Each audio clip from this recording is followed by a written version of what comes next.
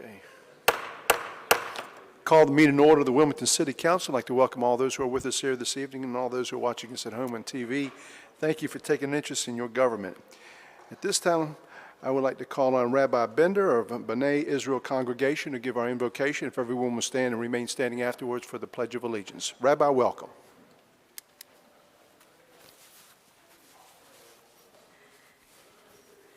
Mayor Sappho, Mayor Pro Tem Haynes, members of the council, it's my honor to pray on behalf of this council tonight as Wilmington's newest conservative rabbi and proud resident of the downtown area. I pray for my faith tradition. Our God and God of our ancestors, with mercy accept our prayer on behalf of our country and its government. Pour out your blessing upon this land, upon its inhabitants, upon its leaders, its judges, officers, and officials who faithfully devote themselves to the need of the public. Help them understand the rules of justice you have decreed so that peace and security, happiness and freedom will never depart from our land. Adonai, God, whose spirit is in all creatures, we pray that your spirit be awakened within all the inhabitants of our land. Uproot from our hearts hatred and malice, jealousy and strife. Plant love and companionship, peace and friendship among the peoples and faiths who dwell in our nation. Grant us the knowledge to judge justly, the wisdom to act with compassion, and the understanding and courage to root out poverty from our land. May it be your will that our land be a blessing to all who dwell on earth. And may we call all people to dwell in friendship and freedom. Speedily fulfill the vision of your prophets. Nation shall not lift up sword against nation, neither shall they learn war anymore. For all of them, from the least of them to the greatest, shall know me. And let us say, Amen. Amen.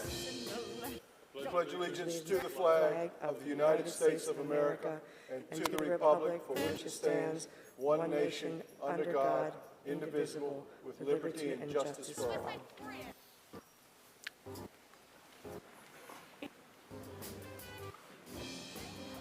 I shouldn't have put on lip gloss. I haven't hated my life. I shouldn't have. Okay. Well, we have several presentations this evening. Our first presentation this evening, we have a treat here. We're going to have the Wilmington Symphony Orchestra play for us tonight. So if y'all want to, do y'all want me to be the maestro? I mean, how does this start here? You ready to go? Okay, let's hear it.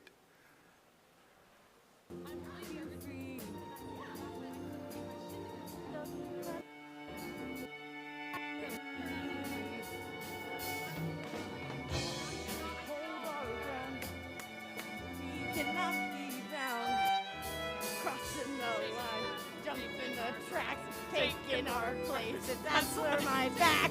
Heaven helps the man who finds his ear. Every day is a new frontier. You're all new. Will not be free to repeat. I'm free.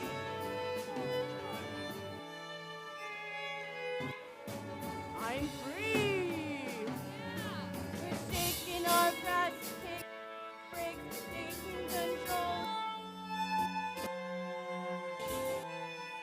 Ah! Ah!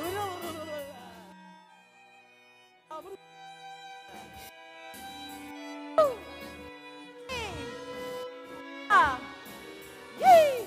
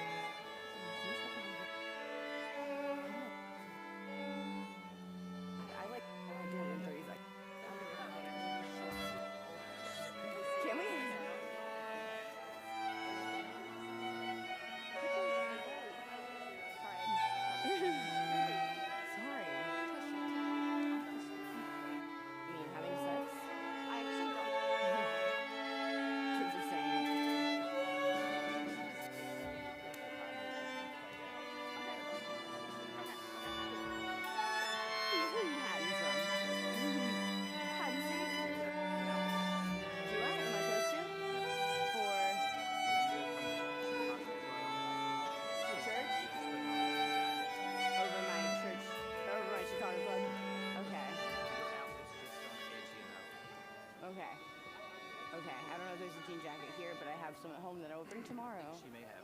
Okay. If not, I will bring them.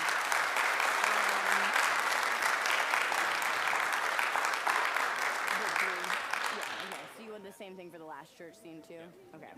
And Unless she finds something different, but we had a long talk today about kind kind of the dress. Is the little shirt and pants okay? Okay. I'm a realist.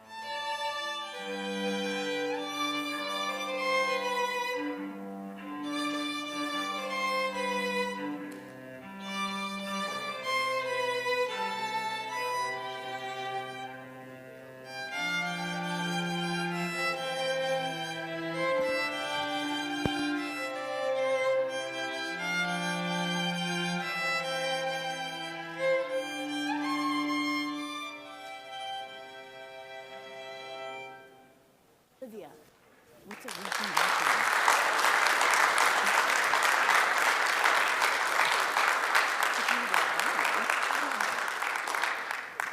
Olivia, sorry. Thank you very much. That was beautiful. We should start all of our meetings with beautiful music rendition, but you folks were fantastic. Thank you. And at this time, I'd like to recognize Liz Scanlon, who is Wilmington Symphony Orchestra Director. Yes. So, Thank you welcome, so Liz. much. I'd like to introduce our artist this evening, Addie Bloom. She is the principal of our youth orchestra. Aria De Loretto, you're the concert master, assistant concert master, and John Roberts, principal of the cello section. Fantastic. And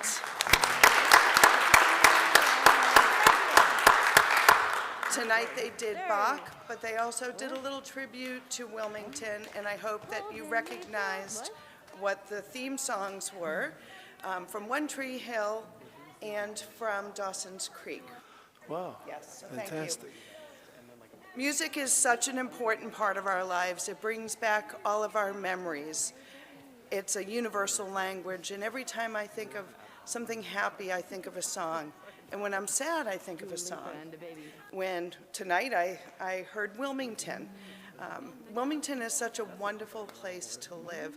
I moved here about 2.5 years ago, and I was so impressed with the art scene here. And it is amazing. I'm from Boston and Providence, and Wilmington rivals those cities. However, it's very important for us to realize that music is an everyday part of our life. And the symphony is not just about symphonic music. As a matter of fact, it's just a small part of what the symphony does. Our mission is, and our values are, to teach our youth about music. I did have a little screen to put up for you. I wanted to tell you a little bit about what the symphony does. Yes, we have symphonic concerts at the Wilson Center, and we love being there. And as we go into our 50th year of performing, we started back in 1971, and on February 20th, it'll be our 50th anniversary to the day, to the minute, of the first time that we performed. But even back then, our education was our primary focus. When I started 2.5 years ago, I saw some flaws in what the symphony did and does. And I wanted to make broad sweeping changes. And of course, then the pandemic hit. But my mission is still to make sure that we get out into the community and we start teaching kids music. So we are in the Wilson Center, but we are also in the schools. We have teachers, we have musicians who are in our orchestra that are at Snipes, that are teaching at Dreams, that have private studios that are teaching kids. We give out free tickets to every single one of our concerts for students. We want to make it affordable for kids to be able to go and have that experience of learning about music. My first concert was a Boston Pops concert back in 1974. Now, I just gave away my age, so, and I'm on camera, so I'm up there in age. So my first concert was a Boston Pops, and it never left my mind. I grew up playing the cello, and to this day, it is one of my passions. But my real passion is the kids and getting out there. So I want each of you to understand that we are not just performers. We are in the schools. We're teaching the kids. We really want to expand, though. We want to be able to open up our halls to the community. We want to get the word out to the parents that there is an experience that their kids can have, and we're there to help them. We have tuition assistance. We have free violins and strings for anybody that wants to play. We work with the school systems to make sure that whatever they need, we can provide for them. We give out 1,100 tickets every year to students, and they use them. If you go to a symphony concert, about 10% of the audience are kids, and not just our youth orchestra kids, students that are there to listen and learn. We represent over 50 schools in our youth orchestras from different areas, Pender, Onslow, Brunswick, New Hanover County. We are expanding our programs. We're adding chamber ensembles. We just added a rock orchestra because we feel it's important that no child should feel, I don't know how to play a classical violin. We want to give them the opportunity to learn how to play a classical instrument in a setting that's cool. Who wants to be in a rock orchestra? I would have when I was a kid. So that's what we want to do. I know that Aria is in the schools on Friday. She's going to visit five schools to talk to kids about music. Does anybody have any questions? Because I could talk about this forever. I live, breathe music. No, but I do have a proclamation for you. Oh, I thought we were an ensemble. This is my first show, too. It's been such a blessing. I invite anyone in this audience to call me at the Wilmington Symphony. If you've not come to one of our concerts, please call me. I would love to have you as my guest. And Liz, would you want to mention the April 3rd event? Yes, I have posters. I got them. Go. So we also have, thank you, Cliff Barnett. We have a special concert on April 3rd.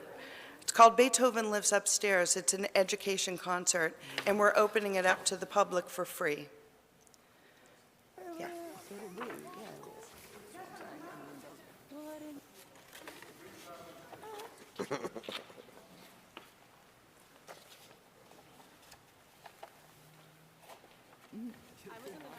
Who were you?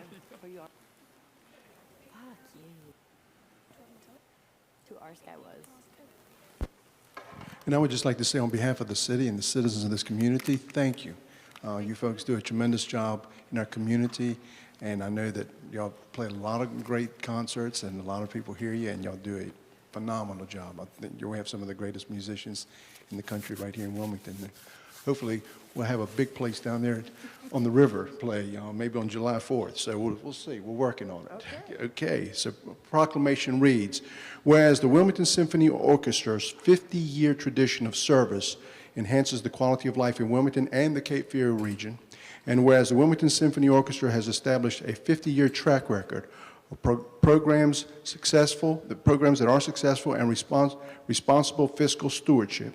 And whereas the Wilmington Symphony Orchestra is local art showcasing the talents of our local musicians, and whereas the Wilmington Symphony Orchestra continues to enrich, entertain, and educate audiences and is a leader in music education for area youth. And whereas the Wilmington Symphony Orchestra and its youth education programs create important community connections. And whereas the Wilmington Symphony Orchestra has grown into an inclusive and diverse community asset, providing additional value in economic development, identity, and image, pride, and prestige. Now, therefore, I, Bill Saffer, Mayor of the City of Wilmington, North Carolina, do hereby proclaim that the Wilmington Symphony Orchestra is recognized and honored for its outstanding and dedicated service, for its role as an esteemed civic partner and community resource, and for its contribution to the vitality of Wilmington and the Cape Fear region. Thank you so much, Liz. Thank you. Very much. Thank you very much.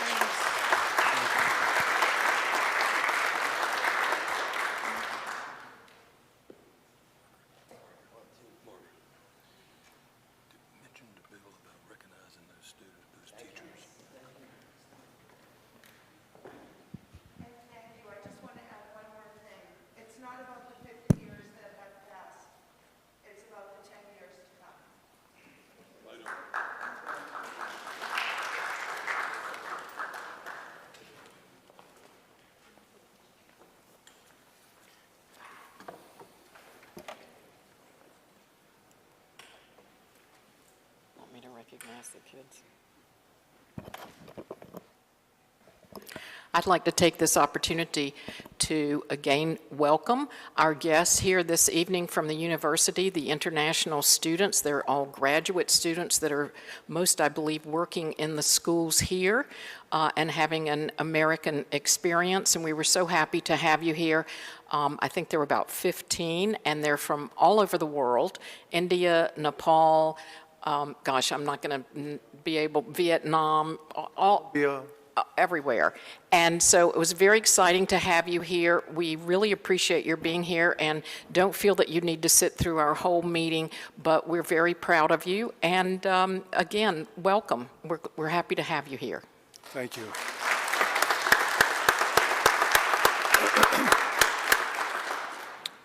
Our next presentation this evening is a presentation of the annual update from the Cape Fear Public Utility Authority, and at this time I'd like to recognize Mr. Kenneth Waldrop, who is the director of that authority. Mr. Waldrop, welcome.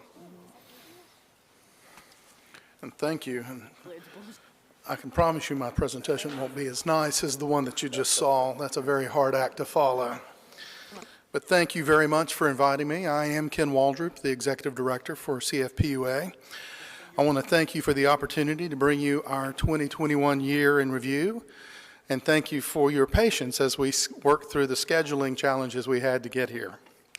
Now, as you may know, CFPUA and its bylaws require that we hold an annual meeting in November where the executive director presents an annual report on the condition of the authority, and thereafter presents copies to the participating and sponsoring governmental subdivisions of the authority, the City of Wilmington and New Hanover County. And you have before you a copy of the year 2021 annual report.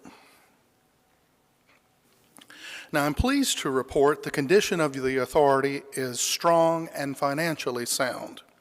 This year we can highlight a few milestones, such as the return to in-person business practices and the discontinuation of the disruptions of the pandemic. We have included a return to continued progress at the Sweeney Treatment Plant Enhancements Project and the Kings Bluff Raw Water Transmission Main, a successful move to monthly billing, and the launch of multiple relief programs for those that had issues with delinquent water and sewer bills. And finally, I can share that we approved for the fiscal year 2021-2022 a $91.97 million budget without a rate increase, which was the third such achievement in a row. Now, despite the impacts of the pandemic, business continues.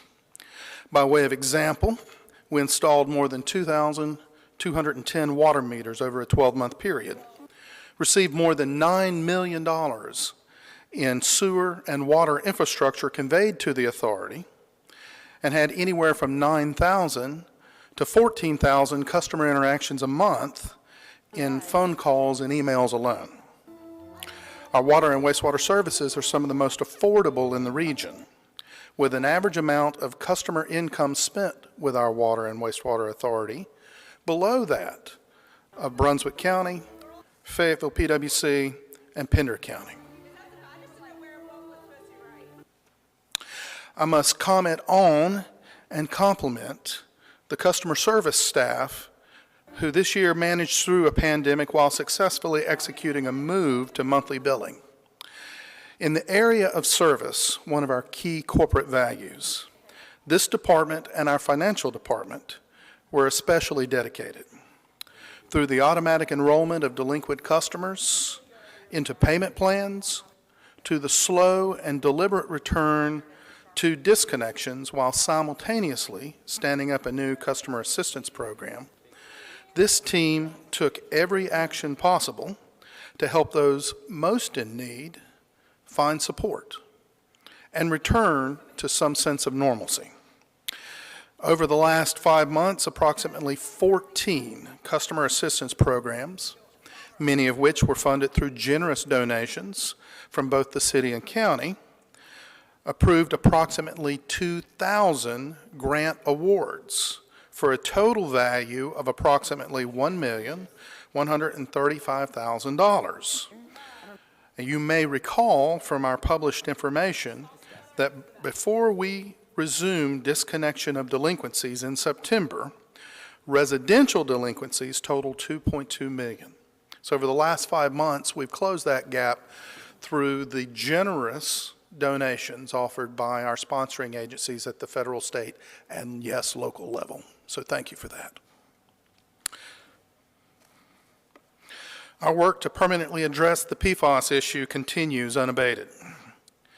While temporary granular activated carbon filtration provides partial relief with an average 40% reduction from source water conditions, our contractor continues to make progress on the $43 million deep bed granular activated carbon filtration system that we're adding to the Sweeney facility.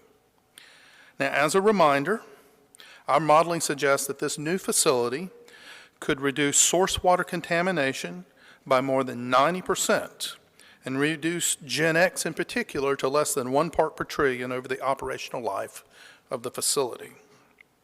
Our new filters are expected to come online in June of 2022, and we hope to invite you as a body to an event to celebrate that.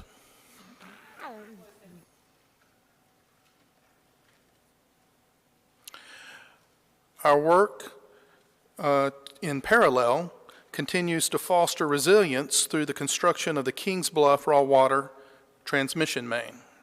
In partnership with the Lower Cape Fear Water and Sewer Authority, a major provider of raw water to utilities in the region,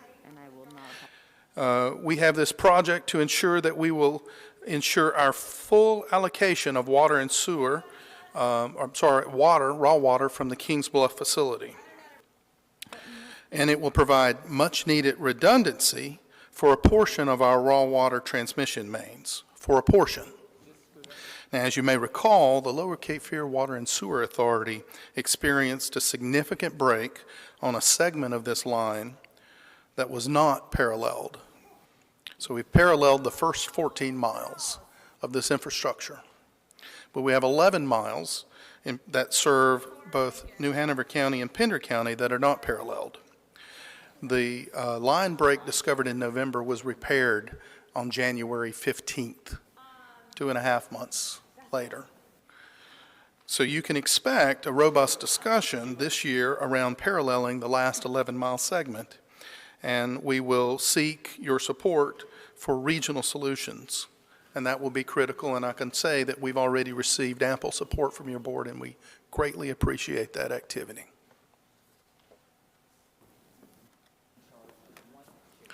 A long-sought goal was accomplished this year when Secretary Elizabeth Beiser of the Department of Environmental Quality moved on November 3rd to hold Chemours directly responsible for PFAS groundwater contamination in New Hanover County. This action was a direct response to efforts by community leaders such as yourself, who demanded the protections of the consent decree be extended to citizens of New Hanover County. CFPUA is grateful for the continued advocacy demonstrated by the city and the county on this important issue, and we're grateful for the actions of Secretary Beiser. And we look forward to working with you over the next year to foster justice for our citizens and seek restitution for our community for the losses that we've incurred. Thanks to the efforts of our local state delegation, with special recognition to Senator Mike Lee, who introduced and championed the proposal, CFPUA received a special appropriation of $30 million within North Carolina's biannual budget that was signed by Governor Cooper on November 18th. And that will go to much-needed infrastructure improvement within our system. Infrastructure management is a key function of any utility. And as we are good stewards of our infrastructure, we have projects that span the full spectrum of potential activities in the water sector. Here I would note that we successfully completed the Richardson groundwater treatment plant expansion in May of 2021, completed upgrades to groundwater wells to support the Monterey Heights water system, and just as importantly, provide emergency backup for other systems, including the one that serves the city. And finally, I want to point out that one of the most difficult things that a utility can undertake is the implementation of an enterprise resource management software upgrade. Again, I must compliment our customer service and finance departments for their successful completion of this multi-year project in March of 2021. Now, as we celebrate the completion of some projects, we must recognize that other activities are perpetual. As part of our comprehensive plan to extend services to all of North and Northeastern New Hanover County, we completed the extension of water service to the Castle Hayne Commercial District. As part of our plan to improve resiliency for the city of Wilmington and for New Hanover County, in our wastewater treatment plants, we completed the Northside Wastewater Treatment Plant Improvement Project. And of special note to the city is our $12.5 million Find It, Fix It program, an industry best practice activity that describes, one can say, a never-ending effort to identify, repair, and rehabilitate lines, water and sewer lines, in communities with historic maintenance issues. Taken collectively, it's evidence of our stewardship and our efforts to ensure our communities will continue to receive sustainable, reliable, and affordable water service into the next generation. As a special unit of government, we honor the public trust to hold ourselves to the highest fiduciary standards. As verified in our latest annual comprehensive financial report and audit, which is available on our website, your authority is healthy and well managed, with revenues to cover expenditures as well as fund a robust and growing, quite frankly, growing a lot, capital investment program. And like all local governments, we continue to wrestle with the impacts of COVID-19 and the financial crisis it sparked. But we are better positioned than most in the region, the state, and I dare say the nation to weather these financial storms because of the good stewardship that's occurred over many years. So on behalf of CFPUA, its customers, our staff, and its stakeholders, we thank you for your continued support. I want to take a moment of personal privilege to extend our compliments to your excellent staff who epitomize public service and professionalism in all our interactions. And I welcome any questions at this time. Are there any questions for Director Waldrop? Doing a good job. Thank you for your time. Thank you, sir. Thank you. Next presentation is an update on the City of Wilmington Bicycle and Pedestrian Committee, and at this time I'd like to recognize Ms. Abby Lorenzo, the Wilmington MPO Deputy Director.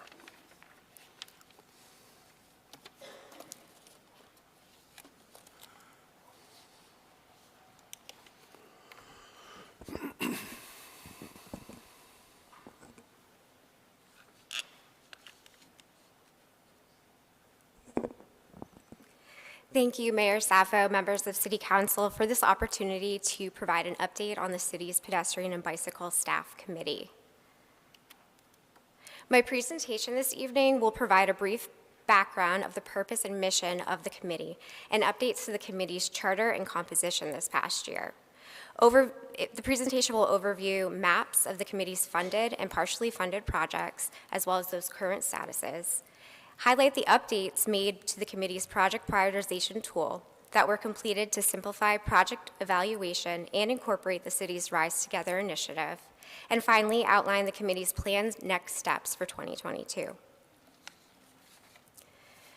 The Pedestrian and Bicycle Staff Committee was established in 2011 to strategically prioritize for implementation bicycle and pedestrian projects with limited dedicated funding. This interdepartmental collaboration allows for all departments typically involved in project planning and delivery the opportunity to discuss and troubleshoot projects as a group. This provides time and cost savings and improves the feasibility and success of projects that are selected for funding. In addition to allocating funds for projects, the committee also monitors the projects, its ongoing projects and progress, and when necessary, considers additional funding allocations. It also seeks innovative opportunities for collaboration and cost savings for new projects whenever possible. The committee has an annual budget between $200,000 and $500,000 to allocate to infrastructure projects that include sidewalks, multi-use paths, intersection improvements, bike lanes, and share rows. A project prioritization tool developed through identification of criteria and metrics is used by the committee for prioritizing gaps in the existing network for this funding. The committee also considers allocation of partial funding for bicycle and pedestrian projects that leverage other funding types like federal grants. To date, the committee has funded or partially funded a total of 31 projects, of which 13 have been completed. In 2021, the committee updated its guiding charter to reflect the city's Rise Together initiative through the incorporation of additional considerations for equity into its mission, goals, and deliverables. With limited dedicated funding, it is especially important to the committee that its investments are equitably distributed and meet the specific needs of the residents living in their proximity. The committee also expanded its department representation to include additional members from stormwater, current and long-range planning, the fire department, and police department. In desiring to be more transparent in its process and projects funded, the committee also identified new reporting requirements within its charter's update. On the slide before you is a map showing the locations of the 13 projects funded by the committee that have been completed to date. And the map on this slide shows the ongoing projects that have been funded or partially funded by the committee. The colors represent the status at which these projects are in. We have everything from recently funded all the way through construction. As mentioned previously, the committee utilizes criteria and metrics to evaluate and prioritize gap projects for some of its annual funding. The original prioritization tool was developed in 2015 and 2016. This past year, the committee also updated the prioritization tool to align with the city's strategic plan initiatives and the Rise Together initiative. Through committee discussion, criteria and metrics to evaluate these initiatives were determined. New data sources were identified for some of these metrics, including socioeconomic factors such as household income and households without a car, and health factors like rates of obesity and heart disease. The prioritization tool was built utilizing an ArcGIS model, with approximately 80% of the project evaluation occurring in this model, and the final 20% based on eyes on the project ground truthing evaluation. This method is to ensure the feasibility of project implementation, since some projects may require utility relocation, right-of-way easements, or some other factor that could greatly increase project cost and difficulty. On the screen before you are the committee's established criteria and metrics, which supports the city's strategic plan areas and incorporates an equity lens into the metrics utilized to evaluate these projects. While I won't read the entire slide, I would like to point out that part of the development of the tool involved weighting each of the strategic plan areas and applying possible points per metric. The portion of the table shown in white, looks a little bit better on that screen up there than it does on this one. The portion of the table shown in white are the criteria evaluated in the GIS model, while the portion in gray occurs as a post-GIS evaluation. And now if technology works, I'm going to show you the output scoring of the GIS prioritization model.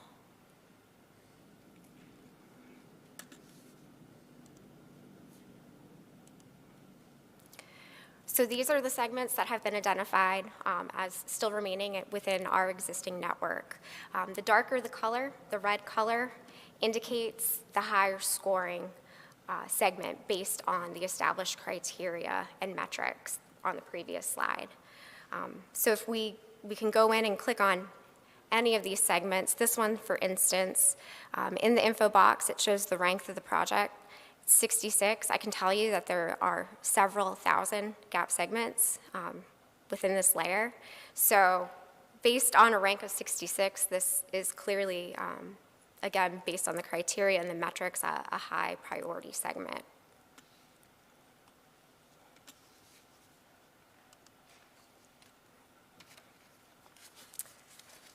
The GIS analysis tool is dynamic in that as new data becomes available, it can be processed and incorporated into the project scores. One of these dynamic data sources, not as easy to collect and monitor, are goat paths.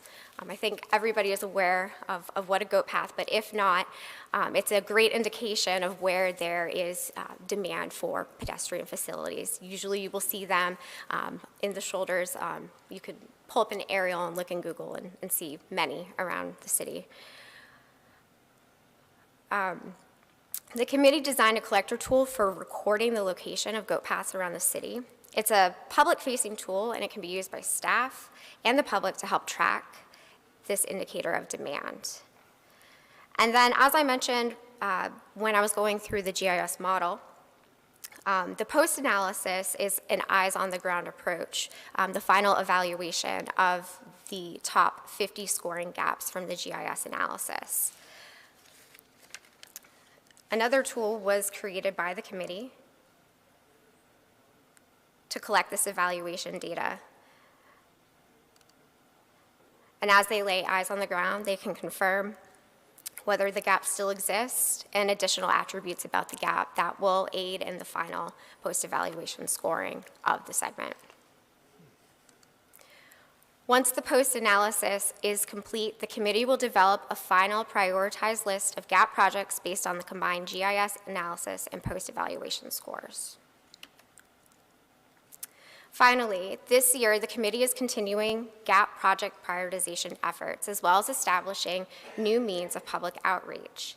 The committee intends to have a page on the city's website that will overview the mission and duties of the committee, provide information on its project prioritization tool, have links for data collection tools that can be used by the public, as well as interactive maps that display the location of ongoing projects and their status, and contact information for any members of the public who might be interested in learning more or have questions.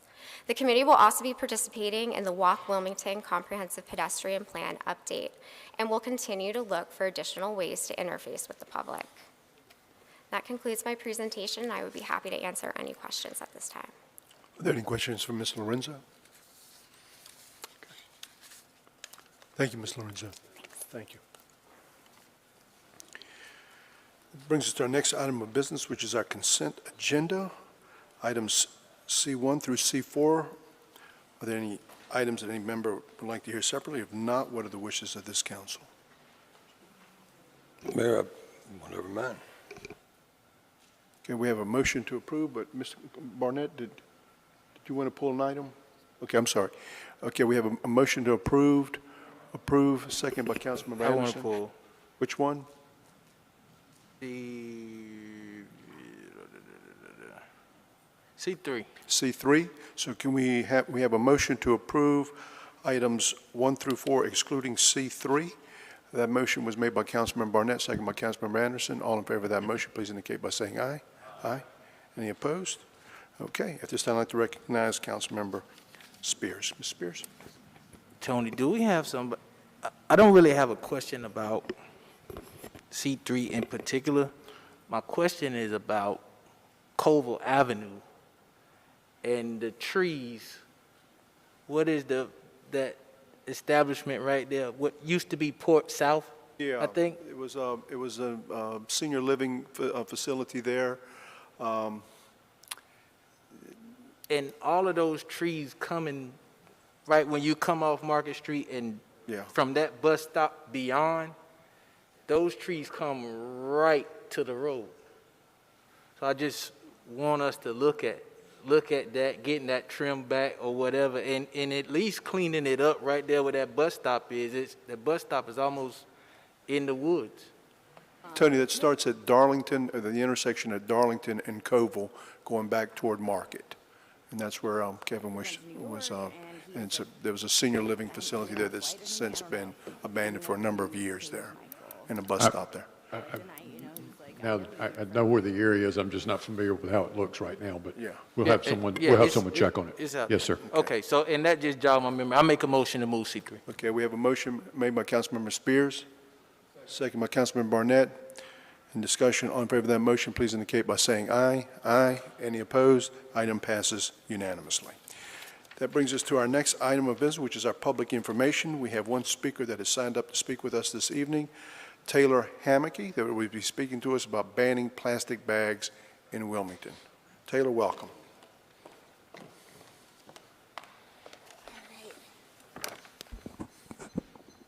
All right, thank you all for having me tonight.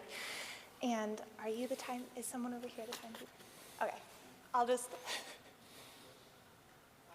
okay, perfect, thank you. I'll just keep an eye out. All right, so thank you all for having me tonight. My proposal tonight is banning plastic bags in Wilmington, and an agenda of what I'll be talking about is the impact of plastic bags, why Wilmington, and then a few details surrounding that. So 3 bullet points of many impacts of plastic bags I'm just going to drill down are the impact to the environment. So the Ellen MacArthur Foundation found that by 2050, there would be more plastic in the ocean than fish. Pausing there for effect. And I go back to that theme song that the beautiful musicians played earlier, and one of the lyrics is, I don't want to wait for my life to be over. And I don't want to wait for my life to be over to make and, have a say about that, because that is insane, and I don't want my kids to be swimming in an ocean full of plastic. So that's one impact. The second is the impact on wildlife. So in Wrightsville Beach, as you all know, there are several sea turtle hatchings every year, and in 2021 there were 14 sea turtle nests. And sea turtles see plastic bags and a lot of times consume them because they eat jellyfish, and plastic bags look like jellyfish. So that's another impact that I wanted to focus on today. And then the third is the impact on humans. So as you all know, plastic bags are non-degradable. So they break up in the ocean into microplastics. Fish then consume the microplastics, and then we in kind eat the fish, and then we have microplastics in our stomach, which we cannot, I don't know if that's necessarily good, but there's a lot of articles out there about eating microplastics and how it's not good for you. All right, so that's the impact. So why Wilmington? Why should Wilmington ban plastic bags? So the first bullet here is plastic bags have been banned in 94 countries. So this is definitely something that the world on a global scale is doing, and also in the United States. We are a coastal community, so banning plastic bags would lead to less litter on land and also in the ocean, given that we have so many sea turtles that nest here year after year. It also would be a catalyst for behavior change in the community. So in California, 6 months after the ban, 86% of transactions, 6 months after the ban, consumers brought their own bags. So it's a catalyst in a mindset shift to our community of not only bringing reusable bags, but maybe recycling more and, you know, having a better impact on the environment there. So in execution, I did a lot of research on different communities that have banned plastic bags, and there's two options that they've gone. They've either banned them outright, or they've just implemented a 5 or 10 cent fee on the plastic bag for the consumer. So that, in turn, you know, disincentivizes people from having plastic bags, and they bring their own. And often communities offer a period of transition to local businesses. So they might offer a 6-month period of transition so that they can provide paper bags or, you know, reusable bags for purchase. So my question to you all with the remainder of my time here tonight is, what would need to be done to implement a ban on plastic bags in Wilmington? Well, asking the question directly to us, I will tell you that it will take legislative action at the state legislature. I know that there was a ban at one time. It was removed. I know that there's some companies here, or not companies, but I know grocers that do offer paper bags like Whole Foods, and then there's other ones like Harris Teeter that offers you an option. But it would take a legislative action at the state legislature, the Senate and the House both passing that bill and the governor signing it, and that's what it would do. So we will advocate, or some of us will advocate for it. Some of us may not agree with it, but I do agree with the fact that, you know, this is something we've been talking about for a number of years. But I will tell you that there's also Senator Lee and Representative Butler and Representative Davis that are also your representatives in Raleigh that would have to take that as an initiative to help move it forward. Okay. Okay, and I'm Thank sure you. there's a coastal group that's probably, I'm sure there's other advocates around the state that feel the same way you do. Thank you. Thank you. And I appreciate you bringing this to our attention. And I know because my son used to live in New York, and they like limited no more plastic bags. And for a minute, it took him a while to do it. But then our whole household kind of thinks about saving the environment. So I appreciate your effort and keep working on it. Of course, thank you. Yeah. So, and then just quickly for an action item. So would I, like a community member, would I just write to the senator and representatives If you contact my office in the morning, we'll get you the numbers. Okay, thank Okay? you. Thank you. All right, have a good one. Thank you all. Thank you very much. Thank you. So, our next item of business is our public hearings. There are 4 items that we will be hearing as one is a public hearing, and at this time, I'm going to recognize our city manager, Mr. Tony Caudle. Mr. Caudle. Mr. Mayor, I'm going to engage you in a little conversation this evening, a little more than normal. We have 4 public hearings that top the agenda this evening. All of these have been brought to us by our partners at Wilmington Business Development through a snafu that occurred during the time of publication of the notice. We need to open these public hearings and continue them to a time and date specific. And of course, your next meeting will be at the Convention Center on March 1st. So what I would suggest is that you open the public hearing. If there's anyone who is here tonight to speak to them, we'll be glad to do a summary of each one of these items if necessary. But if not, we just prefer to open all 4 and continue the public hearing until March the 1st at the Convention Center. Very good. Okay, I'm going to read each one of them individually, and then we'll open the public hearing, and then we'll continue the item to our next city Yes. council meeting. Yes, sir. And at that point in time, you'll have the additional information necessary to advise us. Yes, sir. The corrections have been made. Okay, very good. So let's start them off.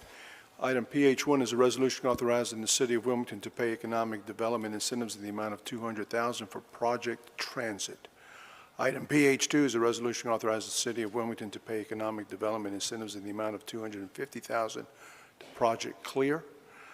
Item PH3 is a resolution authorizing the city of Wilmington to pay economic development incentives in the amount of $200,000 for Project Buckeye. And item PH4 is a resolution authorizing the city of Wilmington to pay economic development incentives in the amount of $45,000 for Project Speed. I will now open the public hearing. I will set the public hearing for 15 minutes. Each speaker will be allotted 3 minutes to speak, and it is now open. Anybody who wants to speak to come forward and speak speak on the record. Mr. Mayor, Yes, sir. if we could just clarify for the record that all of these items are part of the same public hearing, they're all open. Yeah. Items 1 through 4, four that I just read into the record, are all part of the same public hearing. Okay? Yes, sir, Mr. Anderson? Tony, could you just for the public, kind of explain why, and a lot of times when we do these, they're very, it's all spelled out, and why these are a little bit different in terms of, when we have these, just intro that a little bit. Yes, sir. All 4 of these items will be receiving state funding. That is pending right now at the state level, and so it awaits that funding. And of course, when the funding is actually authorized, then the state reserves to itself the right to make the announcement. So that's the reason for the cloak and dagger on the names of the group. But the incentives will be just as described in the items.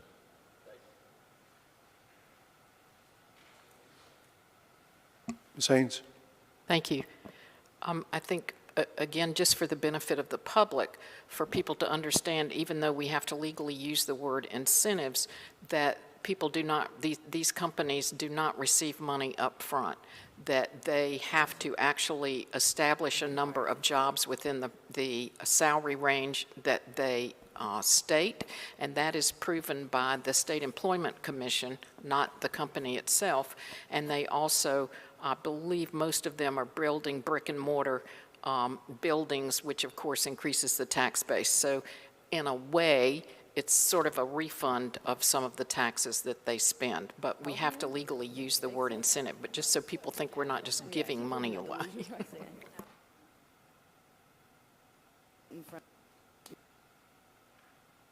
Madam Clerk, have you received any additional comments?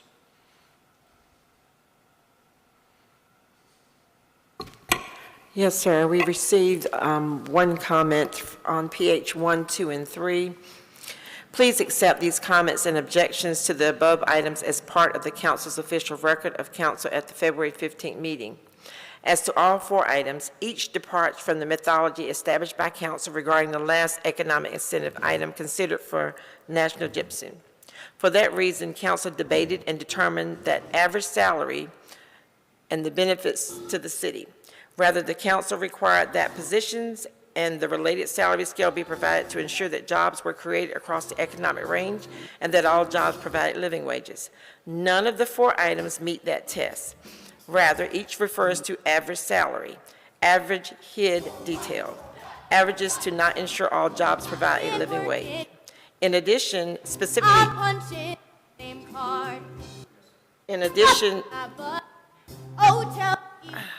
we're having some issues with the in-hall system. We have a wireless mic system that is transmitting off key from the theater onto our system, and we apologize. Well, I guess we're going to have her play in here and our city council meeting at the same time. That's wonderful. Yes, sir. I was hoping that we were haunted. Well, we are that too.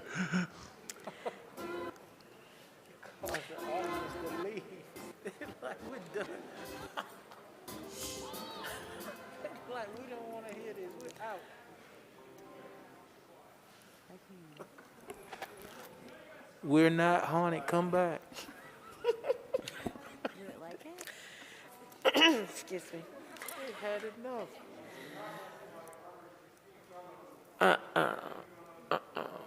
The public hearing is open if you want to come up to the microphone.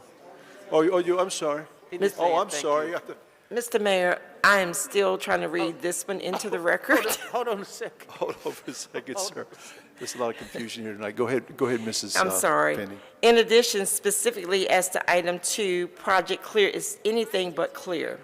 The item makes vague reference to jobs in the region and in the city, making it unclear that the city funds, the largest dollar amount requested from the city of the 4, will provide economic benefits to its citizens. The city taxpayers have a right to know that economic incentives will bring benefit to the city and ultimately to the citizens. Provision that the incentive agreements will provide a schedule of employment goals does not guarantee the economic equity goals of the city will be advanced to any of these 4 items. All 4 items require further demonstration of benefit to city objectives, particularly to employment equity, before they are considered by a council. Respectfully submitted, Kevin O'Grady. Thank you. Thank you, ma'am. Thank you. Real quick? Yeah. Killed my vibe, man. Harsh in my groove. That was kind of scary. Thank you, sir. Thank you. God bless. Thank you. Okay.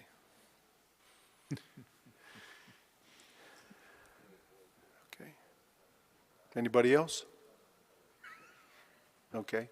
Do I have a motion to continue this item to our March 1st meeting? Okay. And, Mr. Mayor, if I can specify that the public hearing is being held open. Public hearing will remain open till March the 1st. And just in case, the location will be at the Convention Wilmington Center. We will be Convention moving the meeting to the Wilmington Convention Center. Yes, sir. Okay. Thank you. All in favor of that motion, please indicate by saying aye. Aye. Any opposed? Item passes unanimously. Okay. That brings us to our next item of business, which is item PH5, which is an ordinance directing the housing inspector to vacate, close, and repair the dwelling at 420 Church Street as unfit for human habitation pursuant to Article 5, Chapter 16 of the City Code, and directing that a notice be placed thereon prohibiting its use or occupancy. At this time, I'd like to recognize our city manager, Mr. Tony Caudle. Mr. Caudle. Thank you, Mr. Mayor. Brian Renner, our Chief Code Enforcement Officer, will overview this item for us.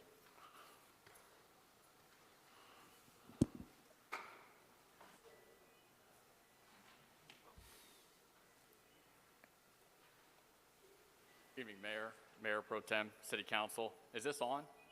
I don't think it is. That sounds like. I can project, but.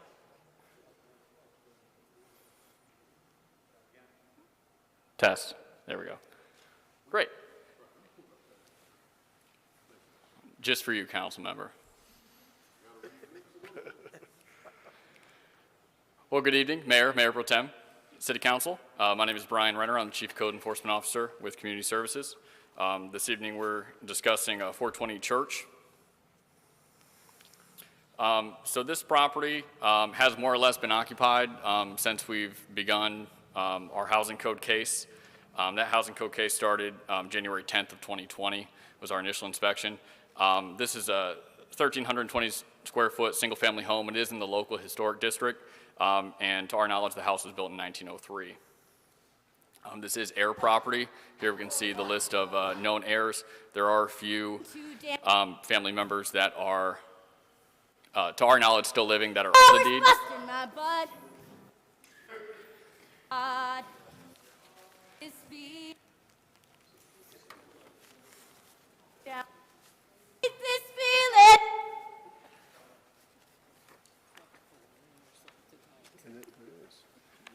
Or I'll tear up. Why don't we take a 5-minute recess and just find out where this is coming from, okay?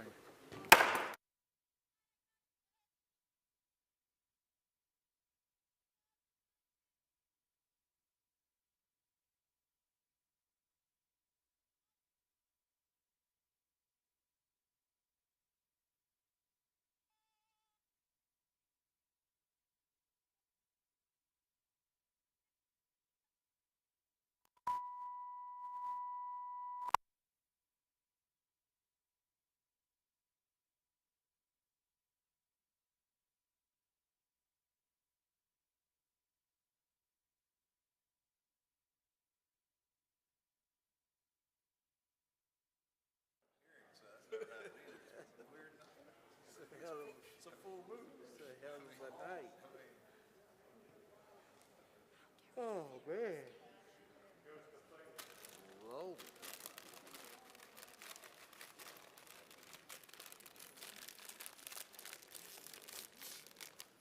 I thought it was a replay of when we were at the convention center and they were hacking.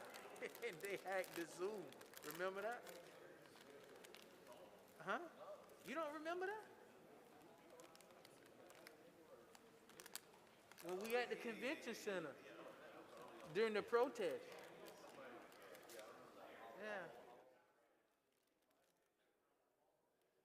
And they kept yelling, "You're all liars."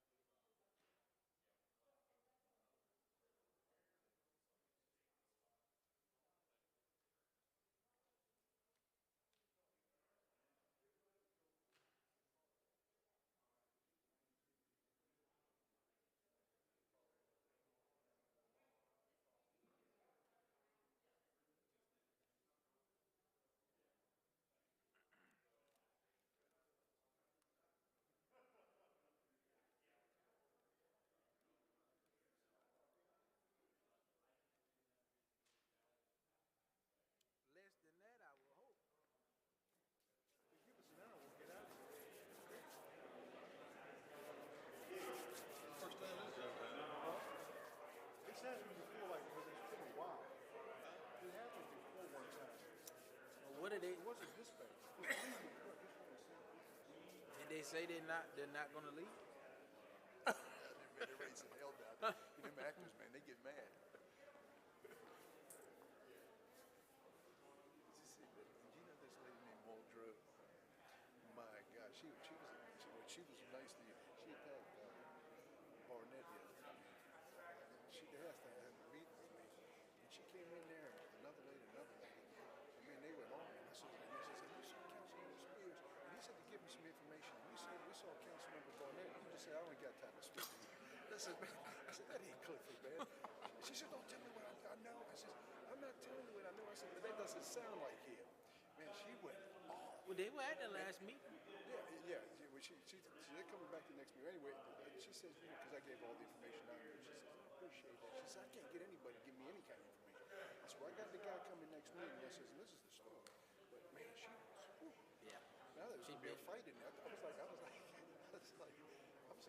look, I said, we're going to get off on a good foot here. Yeah, she was amped up. She was amped up on the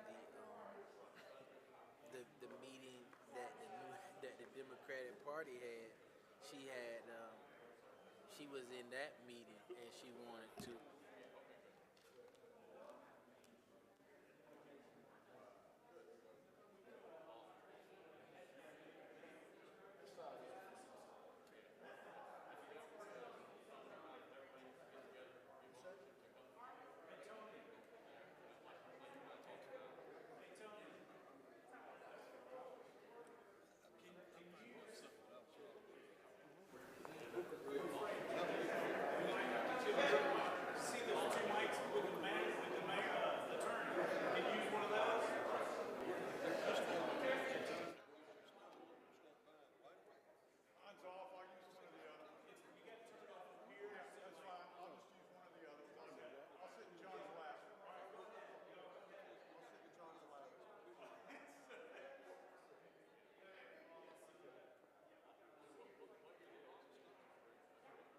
Raise a little hell with that one, Charlie. Get Michael.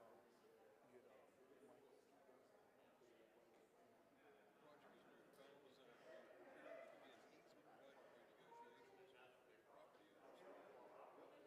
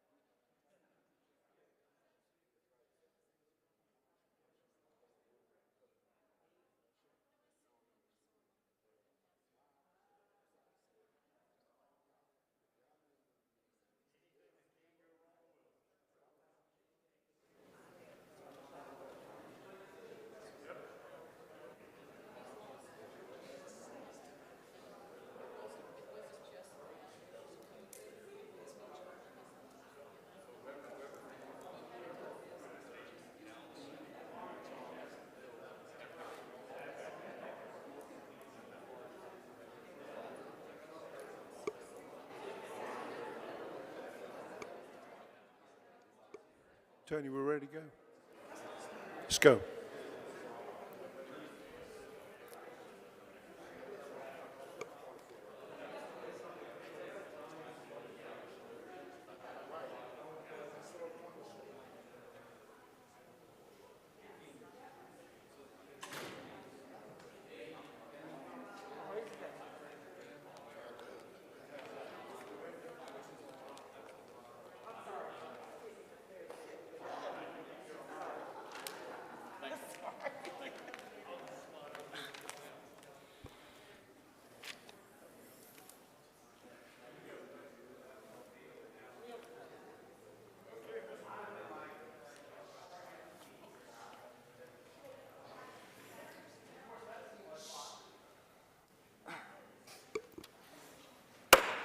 Okay, we're back in session. Sir, continue. That we fixed the problem. So this property is actually currently vacant at the time. It was our understanding that the property was occupied during our last inspection, or at least somewhat occupied on occasion, but I just spoke with the gentleman who's been around the property, and he said he gave me his new address. I know he's not staying there. So I just want to clarify what this says is that this property is vacant. So as we're kind of going on, we're talking about 420 Church. This is in the local historic district on the corner of South 5th and Church Street. And here we have the list of heirs, or families who their heirs have ownership stake. This is the front view of the property. First one being from South 5th Avenue, and the other one being from Church Street. So as I had mentioned earlier, before we had some interruption, the initial inspection and notice for this was sent on January 10th of 2020. We took it to administrative housing code hearing on July 23rd of 2020, and that order to repair expired on April 29th of 2021. So that order did note that the property is 46.5%, which would be deteriorated. So that's based on the 2020 tax value being $89,900 for the building, and our estimated cost of repair being $41,834. So this one is different than most of the other ones that I've brought recently, this one being a repair and does not include demolition at this time because it's underneath our 50% threshold. The minimum housing code violations are outlined in the findings of fact that were included with this package, but they are up there on the screen for the primary sections. So now we'll kind of go through some photos of the house and see what its current condition is. These photos were taken on the 24th of January of this year. So here we can see that there are some issues with the roof. There is some water intrusion on the inside, especially on this back side of the house that we'll see shortly. Some repairs have been made to the front porch, which we'll also see. There's some new boards that are replaced in there.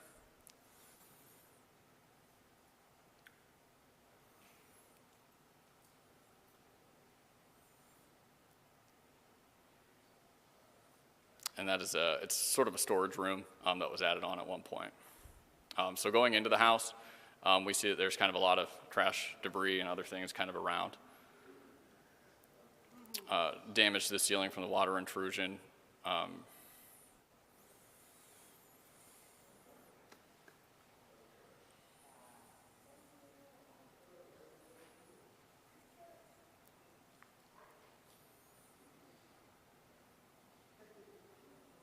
And we can see, again, more water damage on the ceiling.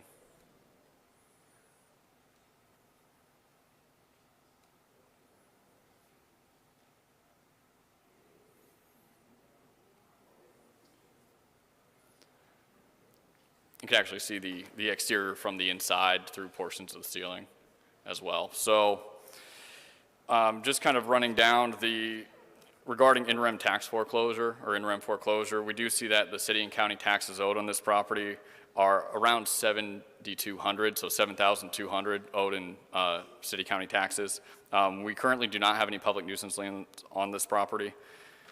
And kind of going forward, we have been in conversation with the family, primarily Terrence Stokely, who is here this evening and will probably speak after me. We are recommending passage of this ordinance. So prior to today, somebody had been kind of coming and going from the property.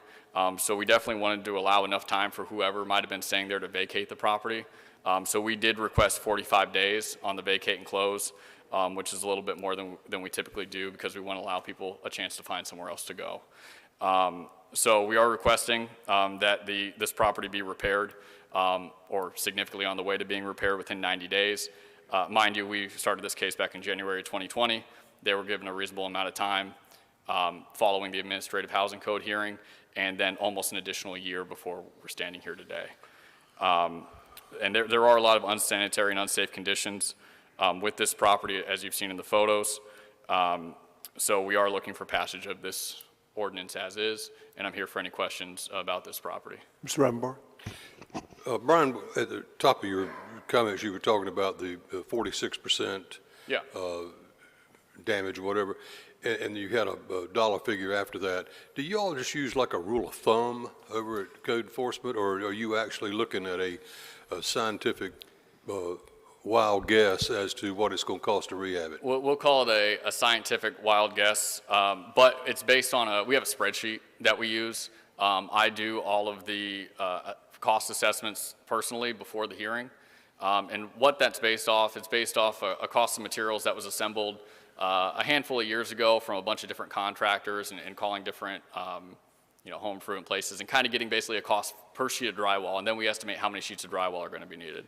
Per rafter, we estimate how many rafters are going to be needed. For a roof, we estimate the cost of the roof. So we're a lot more methodical about how we make these cost estimates than we have been in the past. Previously, we just did $75 per square foot as a cost estimate, a general one, which is where you started to see maybe some of the $200,000 cost estimates, right? So the way that we do it now, I think, is a lot more beneficial, one, to the property owner, because we give a reasonable cost of materials, and then that labor is, some owners can do the work themselves. So we don't want to necessarily charge for that upcharge of labor that you see at like a $75 per square foot estimate. Well, let me stop you there. You're not doing the work. Well, absolutely. So I think with this one, and the next one that we'll see this evening, our cost estimate, I think, is very fair when we talk about general standard materials. Obviously, there's a lot more that go into a property like this, right? The water's disconnected, so there's additional money that needs to be paid to pay up the water bill and reconnect the water. There's taxes owed. We don't calculate the taxes owed or the cost to reconnect utilities. No, I wouldn't expect you to do that either, but that's about a 1,200 square foot house? Yeah, it's approximately 1,400. And a roof on a house like that today, even if it's not a necessary architectural shingle or something like that, you're looking at $8,000 or $10,000. Yeah, we have not adjusted our estimates to the cost increases that have happened over the last few years. We've stuck to a very standard thing that was set several years ago. I'm not trying, my comments are not aimed at the owners or trying to, retard their ability to do it. I just want to make sure we're getting something that's realistic. Absolutely. And when you talk about a roof like this is a standing seam lead roof. Those are very expensive, especially when you're talking about the historic district and those costs.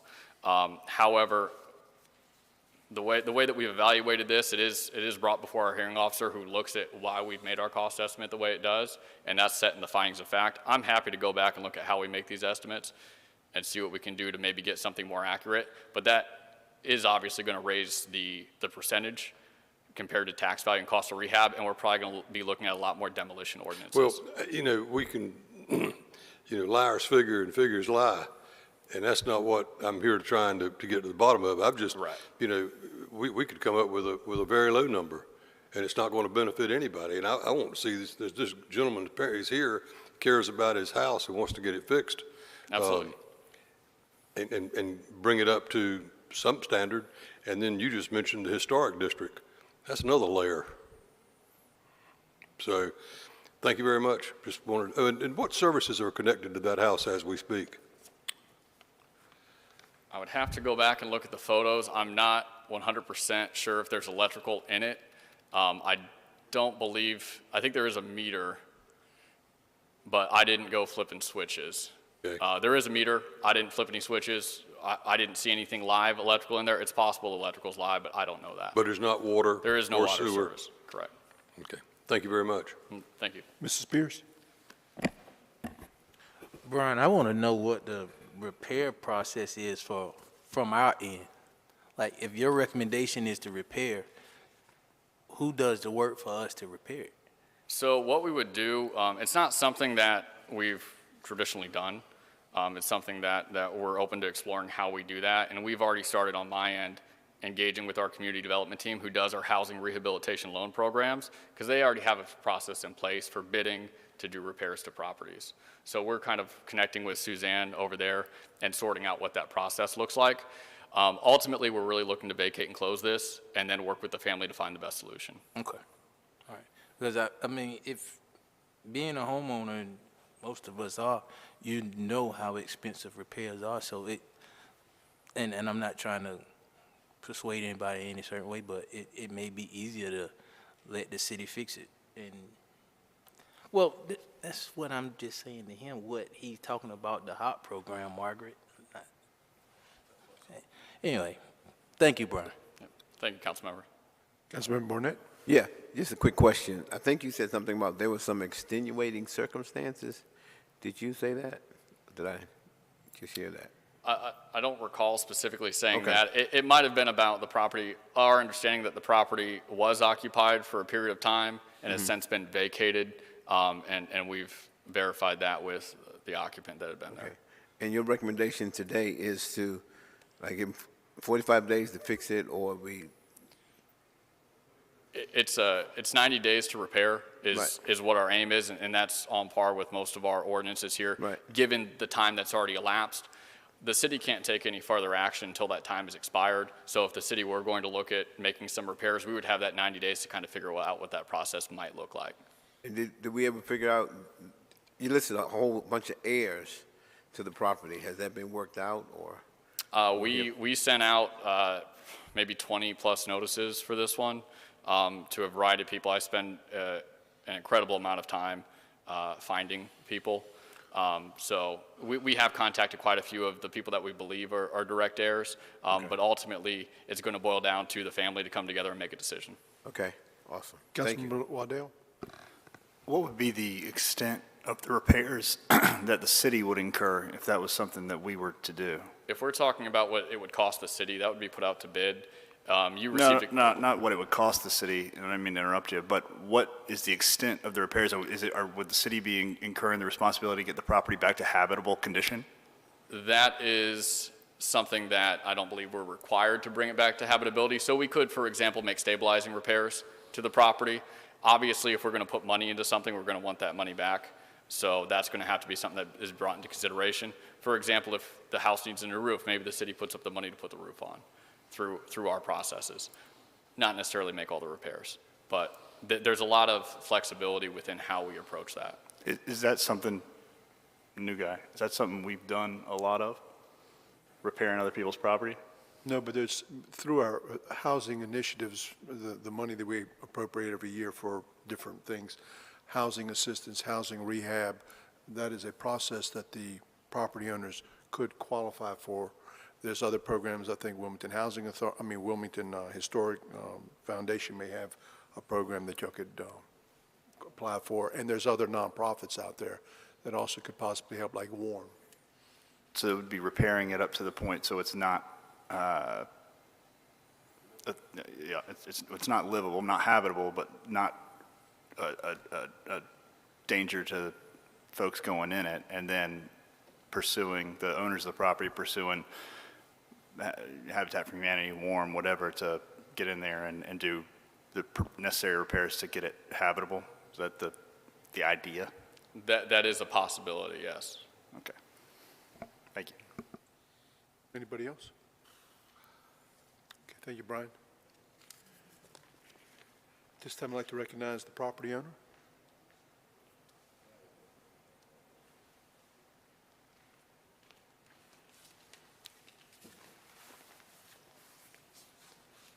Good evening, Mayor and City Councilman. My name is Sarah Coker. I am the granddaughter of Sally Stokely, and my father is Alvin Washington Coker. His name is on the deed as a property owner. It's me and my sister.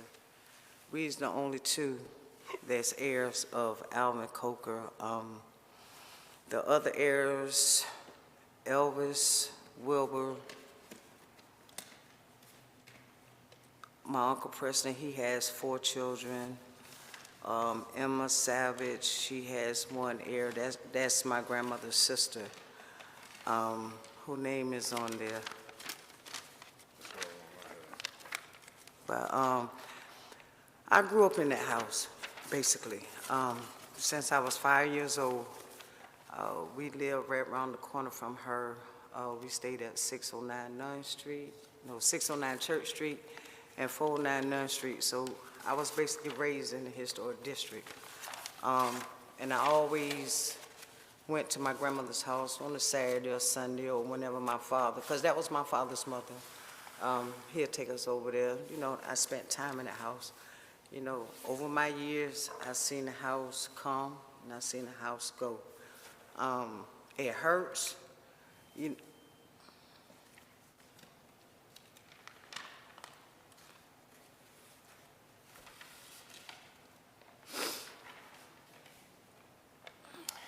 It hurts to see. I'm about to do the same thing, man. I'm about to do the same thing. Let me do this. Let me do this. My name is Terrence Stokely. I'm the grandson of Leon Etil Stokely. And my mother is Gladys. She's the heir to this property, along with my aunt, Thelma, Gloria Turner, Leona Stokely, and Leon Stokely Jr. I've been working with Mr. Renner the last couple of years, trying to, get this house back up to par. All right, her grandmother passed in 2005. My grandfather passed in 2015. For 15, 16, 17, for like 3 years, nobody stayed in the house. You had vagrants and squatters going in and out of the house then, right? So when me and my fiance departed, I'm not going to my mom's house. I ain't have nowhere else to go, so I'm going there, right? Like she said, when I was a kid, the house had sentimental value to me also, because, get off that. Anyway, when I went to the city meeting the first time, I spoke with Mr. Renner, and I spoke with the lady. What was the lady name, Mr. Renner? The lady over there. She was the city, over the city, older lady. She was in the office with me and you and her. All right. She gave me a couple of numbers to call. I called these numbers, Historic District, the HOPE program, all these programs and all this stuff to get somebody to help us, get the house back in shape. So when I got my job, when I got my TWIC card to work at the state port, I went to a couple of my bosses down at Alley Hall, and while we at the port, I asked them, could I get some of the wood? They gave me some of the wood, a truckload of wood. I took it to the house, and I did the porch myself. The porch was literally, you fall off the porch if you don't know how to go down the porch, you would literally fall. And I know it's unsafe. Mr. Renner will tell you. When Mr. Patterson was coming to the house, people started calling my phone that I didn't even know. I'm wondering how they know my name, how they get my number. One of the people told me that he gave them my information to ask them, did I want to sell the house? No, we don't want to sell the house. We want some help getting the house fixed. It's not about the money. Everybody is coming at us talking about, do we want to sell? No, we don't want to sell. Yeah, it's a conflict between the heirs. Let us handle that. We're just trying to get the house fixed. It's not about the money, especially with me and her. It's not about the money. It's really not. It's about getting the house back up to par where possibly one of her family members can live in there, one of our family members can live in there, or rent the house out and pay the city back. The house is in a historic district right there on 5th and Church. Nobody knew that house had 2 addresses, different addresses. The front side, that's why the porch looked like this on that side, because it was initially 420 South 5th Avenue, but it was another 5th Avenue on the other side, 420. So my grandfather built that part right here, that brown part right there. The steps used to go up through the side right there, because that's the front door that you're looking at. The other side is the side door, what he said was the front of the house. That's actually the side door. The house had a plaque on the house. After one of my aunts took the plaque. You know what I'm saying? It was a plaque on the house. All we asking Mr. Scarfo is for, and Mr. Spears, I appreciate your opinion. All we asking is to get some help. That's all we asking. We're not asking, and like he said, I appreciate what you said, like, okay, how the city gonna get paid back? We rent the house out and pay y'all money back, put a lien on the house, just help us fix it. That's all we asking.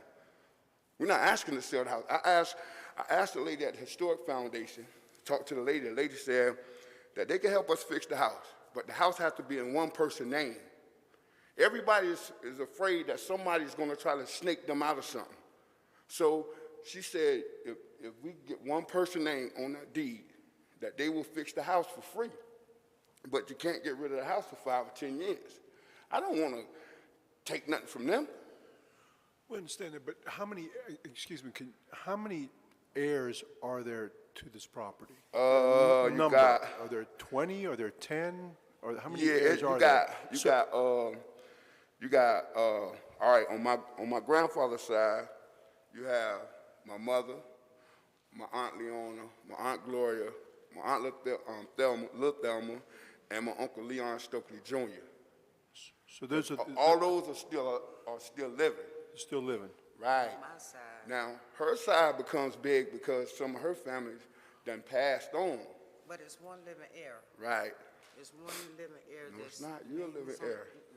Excuse me, can I just ask a question of the city attorney? On the one living heir on her side, if those other heirs have passed, do they have an interest in that property? Under intestate succession, it would have passed to their children.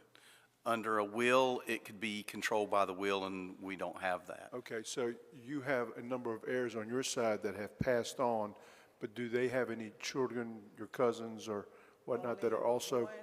Only one that has children. That was my uncle, Preston Coker. Okay. He has 4 children because one deceased. Excuse me? One's deceased? He has 4 children. Okay, so all 4 of those children would also have some interest in this property? Yes, sir. Because they're heirs to Yes, him? sir. Okay. Now, Elvis Coker, Robert Coker, Alvin Coker, Preston Coker, and Mary Emma Savage, they all are deceased. But Alvin Coker, Preston Coker, and Emma Savage all have heirs to this property. So there's probably somewhere about 15, 20 heirs, maybe? Pretty, yes, sir. Have you talked to Both any? both our families are. I understand, are but big. have y'all talked to any of your other cousins or family members about, because whatever happens here, whoever, let's just say if you were to get some financing to be able to fix this, all of those heirs are going to have to agree to it and sign off on it. Yes, sir. Okay. My family I ain't don't agreeing. have no problem. I know you don't have any problem, but obviously you have cousins and family and all that, and I know how that goes when you have a big family. It's hard to kind of corral everybody together to agree on anything. I mean, we can come to a conclusion to have 1 or 2. Well, it would make it a lot easier for anything that you do moving 1 or forward. 2 people, But you have as many as you do, it's difficult. And I have a situation similar to yours, but it's on a piece of property with about 20 years. So I understand the complexity we have here. But to get any kind of financing or funding to be able to fix the house, you're going to have an agreement of either all the heirs, or you're going to have to reduce it to 1 or 2 or 3 heirs if everybody will relinquish, or you pay them, whatever the case may be. I'm not a lawyer, so I can't advise you of that, but we want to help you. But I know it's difficult. It's going to be difficult with the number of heirs that you have on the property to get some sort of an agreement. And I guess there's programs out there that hopefully could be viable for you to be able to fix this. So anyway, Mr. Spears had a question. Kevin? Ms. Coker, Mr. Stokely, what you're going to have to do, and John, listen to me closely, so stop me when I start giving advice like a lawyer, okay? Just come after we make whatever decision tonight. Tomorrow, you have to start a process of trying to fix the home and coming together as a family to agree to either say, sign it, it'll have to be an affidavit that'll be signed. I have a similar situation too. And as heirs, you just have to agree that, hey, we want to accept the help. We sign off all heirs because, Ms. Coker, you said there's one heir, but you're an heir too because you're living. So you and your sister are heirs. So you have to participate in the process. But to get this thing rolling, somebody has to make a decision to step up and say, I'll fill out the paperwork and get that going for whatever program it might be.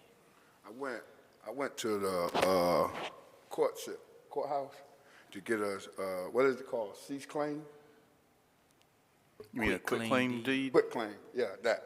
And, because I've been real adamant about getting the house done. I ran into this problem with the roof. That's an A5. They don't even make that no more. And a lot of that wood, they don't even make it no more because it's in the historic district. You got to put the outside back the same way. The window panes, a lot of that stuff, they don't even make no more. The house deteriorated because that A5 frame where the two chimneys is cracked. So the water run in, so water don't have no barrier. It runs everywhere. So you might have a leak way over there. It start over there, and then it go way over there. And that's what was happening. And that's how the inside on the roof, because I had bought sheetrock. Paint, everything. It's all in there. But the house only looked like that because when I moved out, I just left a lot of stuff that I didn't want to take because the house I moved in is small. It's not big enough, But we come to an agreement. My family, like my mother, my aunts, my uncle, they assign over to my mother or to me. We already discussed it. This is the first time I'm having a chance to talk to her. See, everybody else was trying to come behind us and talk to us about the house, but really what they was trying to do was pay the $7,200 that was back for the back taxes to take the house. See, that's what they was really trying to do. Other family members was coming to me and her as well, trying to talk to us about the $7,200. If I pay the $7,200, oh, you're gonna pay $7,200, get the house fixed and sell it for $400,000? No, we could do that ourselves. We don't need you to do that. We don't need you to do that. That ain't what we need. What we need is trying to get the house fixed. Exactly. See, all my family, my mother and all my aunts and my uncle are willing to sign it over to my mother or me before we can get this done. I don't have no interest in taking nothing from their family or none of that. If all possible, me and her could sit down and work it out. She could work with her side of the family. I could work with my side of the family and get my family to sign over the affidavit, and she do the same thing, and then we come back to y'all. That would be a decision of council, but we want you to try to help to fix it and Yes, you guys keep it. I think that, I would make a recommendation that you probably sit down with Suzanne Rogers at the city just to go over some of the programs that we have to see if you would qualify for any of them and what it would entail or take for you to be able to access that money or contractor to be able to stabilize and to do the job.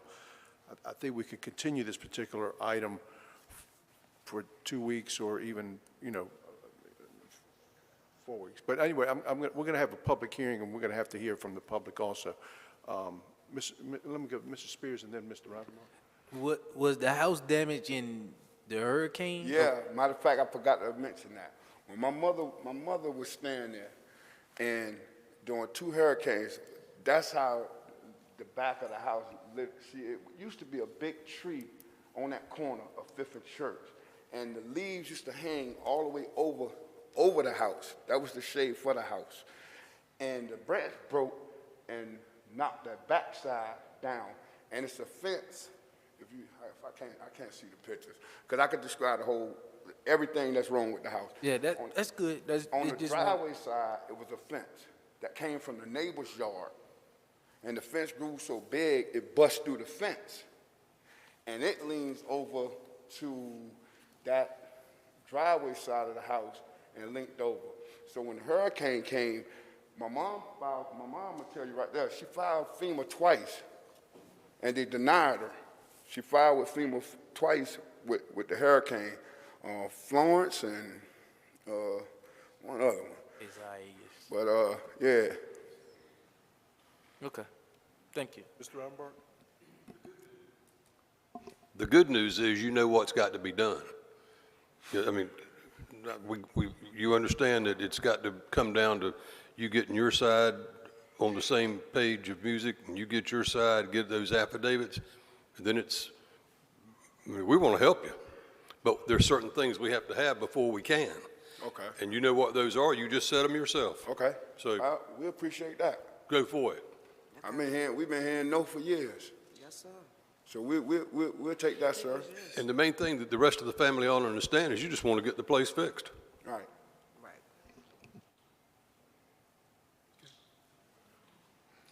That's it. Anything else? No. Okay. We're going to have a public hearing right now, and then we're going to talk some more about it. All right, thank you. Okay, thank you. Okay. This time I'd like to open up the public hearing and ask if anybody in the public wishes to speak on this item, if they'll please come forward. State their name for the record.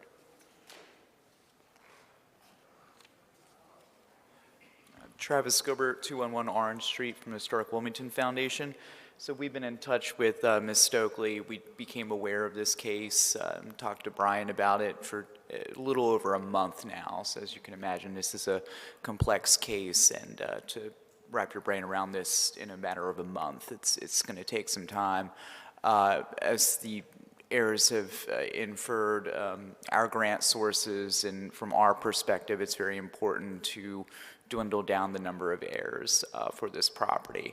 And we've communicated to Ms. Stokely that we are engaging with several lawyers in town to do some pro bono work to see if they can alleviate that concern as a first step. We have two open projects right now on the demolition by neglect list in the local historic district, one on South 7th Street and one on Gray Street. So we are capped at resources right now with two open projects, but there's continued grant funding coming in the door. We just received an additional $30,000 2 weeks ago. So we are going to continue to communicate with Brian and with this family to use our resources and our expertise, our contractors, and of course, legacy architectural salvage, free or reduced cost resources, because as Mr. Stokely said, yes, the windows, the siding and whatnot, they make it, it's expensive, but we have a valuable resource in town here where we can salvage previous resources to the betterment of this resource.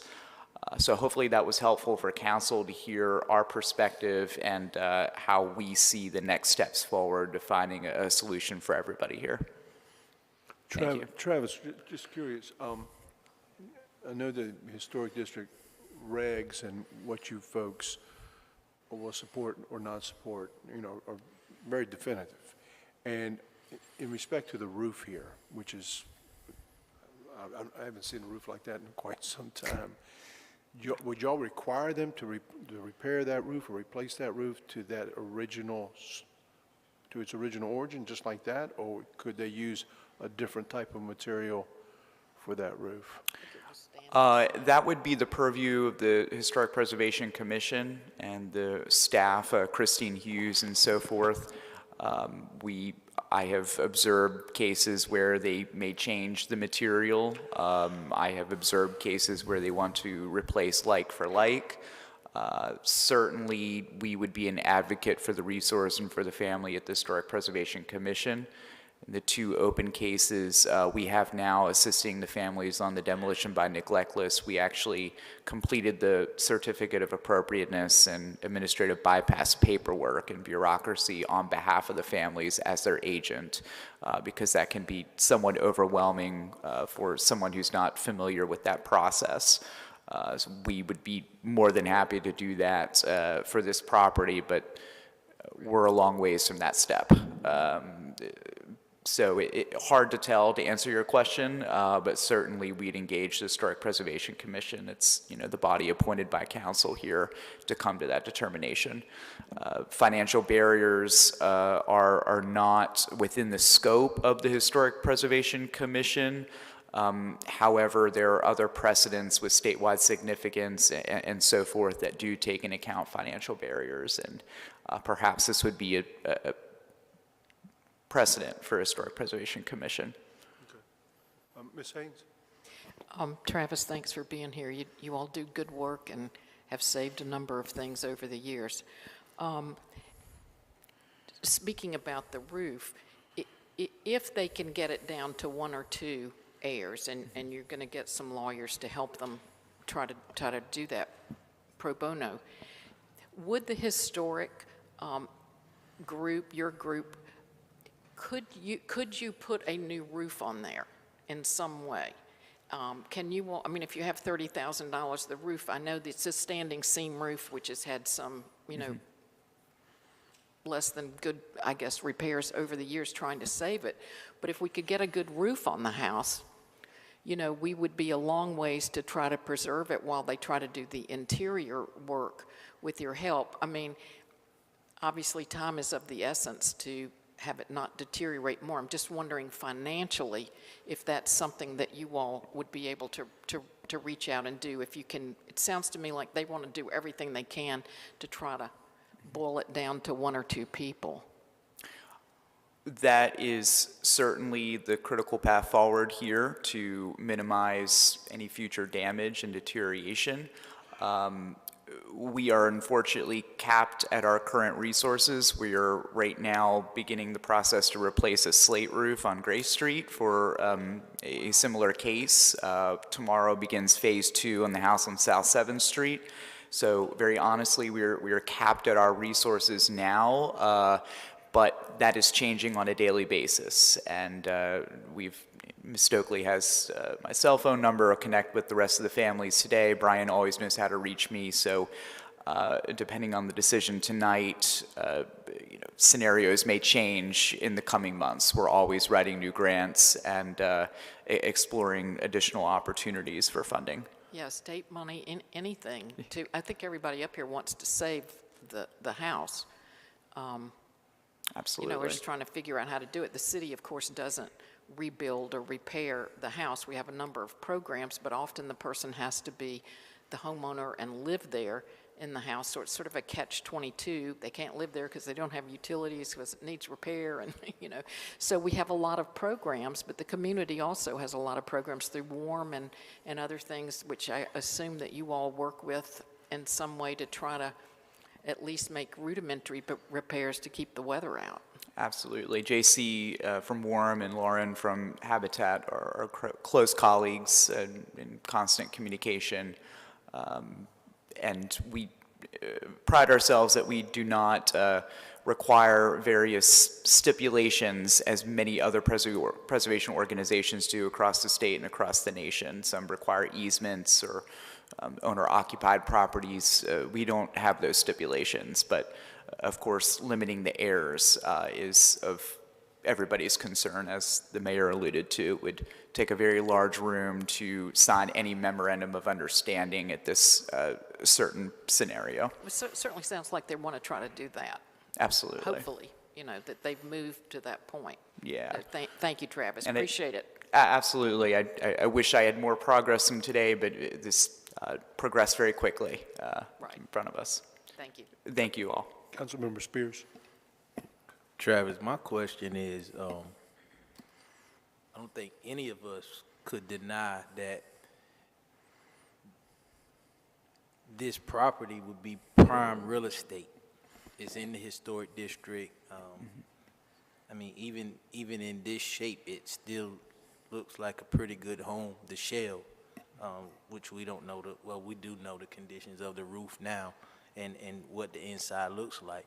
So when you narrow down the number of heirs, and the Stokely and Cokers have already said they have people inquiring about this home. So my concern is that we get this help, we get this property fixed, and then they lose it. We know this, they're not making any more land. The property values in our area are skyrocketing. I mean, I want to see this family keep this home, and I don't want to see them, and I'm not trying to offend anyone, I don't want to see them tricked out of owning this home. And it was, what, built in 1903? I mean, this is this is really Wilmington history, and there are not many families that could say that they have ownership to something like this. And so, you know, I know there are programs, and I would say just try starting tomorrow to connect and you know, connect with you all, who you'll work with, whether it be Warm, whether it be NC Rebuild. I don't know who it is, but, you know, something that could be done, but to also guarantee that this family keeps this home. Certainly. Again, Preservation Durham, their Preservation Equity Fund, requires the homeowners to agree to a historic preservation easement with a right of first refusal before any work is done. We have not required that as a precondition to our grant funding for the 2 sites that are currently being worked on, because we want to build trust, and we don't want to trick anybody or have the perception that this comes with a strings attached kind of program. Councilmember Anderson. My question is not for Travis. Thank you. Thank you, Mr. Anderson. John, John Joy, our attorney, is there, you know, sometimes I feel like there's so many people trying to do good things, but there's no roadmap for the homeowner or the heirs to follow. Do we, or have we ever produced like some type of legal roadmap to give to like Suzanne, you know, so she can give it to these folks that come before us, like the Coakleys and the Stokeleys? Like, is that something we've ever done? In other words, you can do one of two, you know, your options are X, Y, Z. You can reduce your heirs, or you can get everybody in a room and sign it, or you can get people to relinquish their, do you follow me? Have we ever just given a real simple playbook for these folks? I absolutely follow you, council member, and that is something that we as staff have struggled with. Quite frankly, a decision tree in this situation would look like a neural scan of a brain with so many different possibilities. What we generally do is, in this situation, Suzanne or Brian or Christine Hughes, our staff who know these different processes intimately, will sit down and work it through with the family and talk to them. We can't become their lawyer. I wasn't suggesting that. I was thinking just some like an information sheet, more like thing Suzanne can hand out to folks that she's dealing with. That was all. I mean, because what I see happening here, to be real honest, is it is so complicated, nothing happens. So, I mean, nothing productive happens. I'm not saying people don't try. I'm just saying at the end of the day, we're still right here. You're absolutely right. That information sheet would end up being so complex that we haven't done it. We've done sort of the personal banker approach where we talk it through with folks, and we try to be respectful of not crossing that line and giving out inappropriate advice. But Councilmember Spears actually hit the nail on the head. It's really up to the family to come together, and if they don't, virtually nothing we as government can do will work.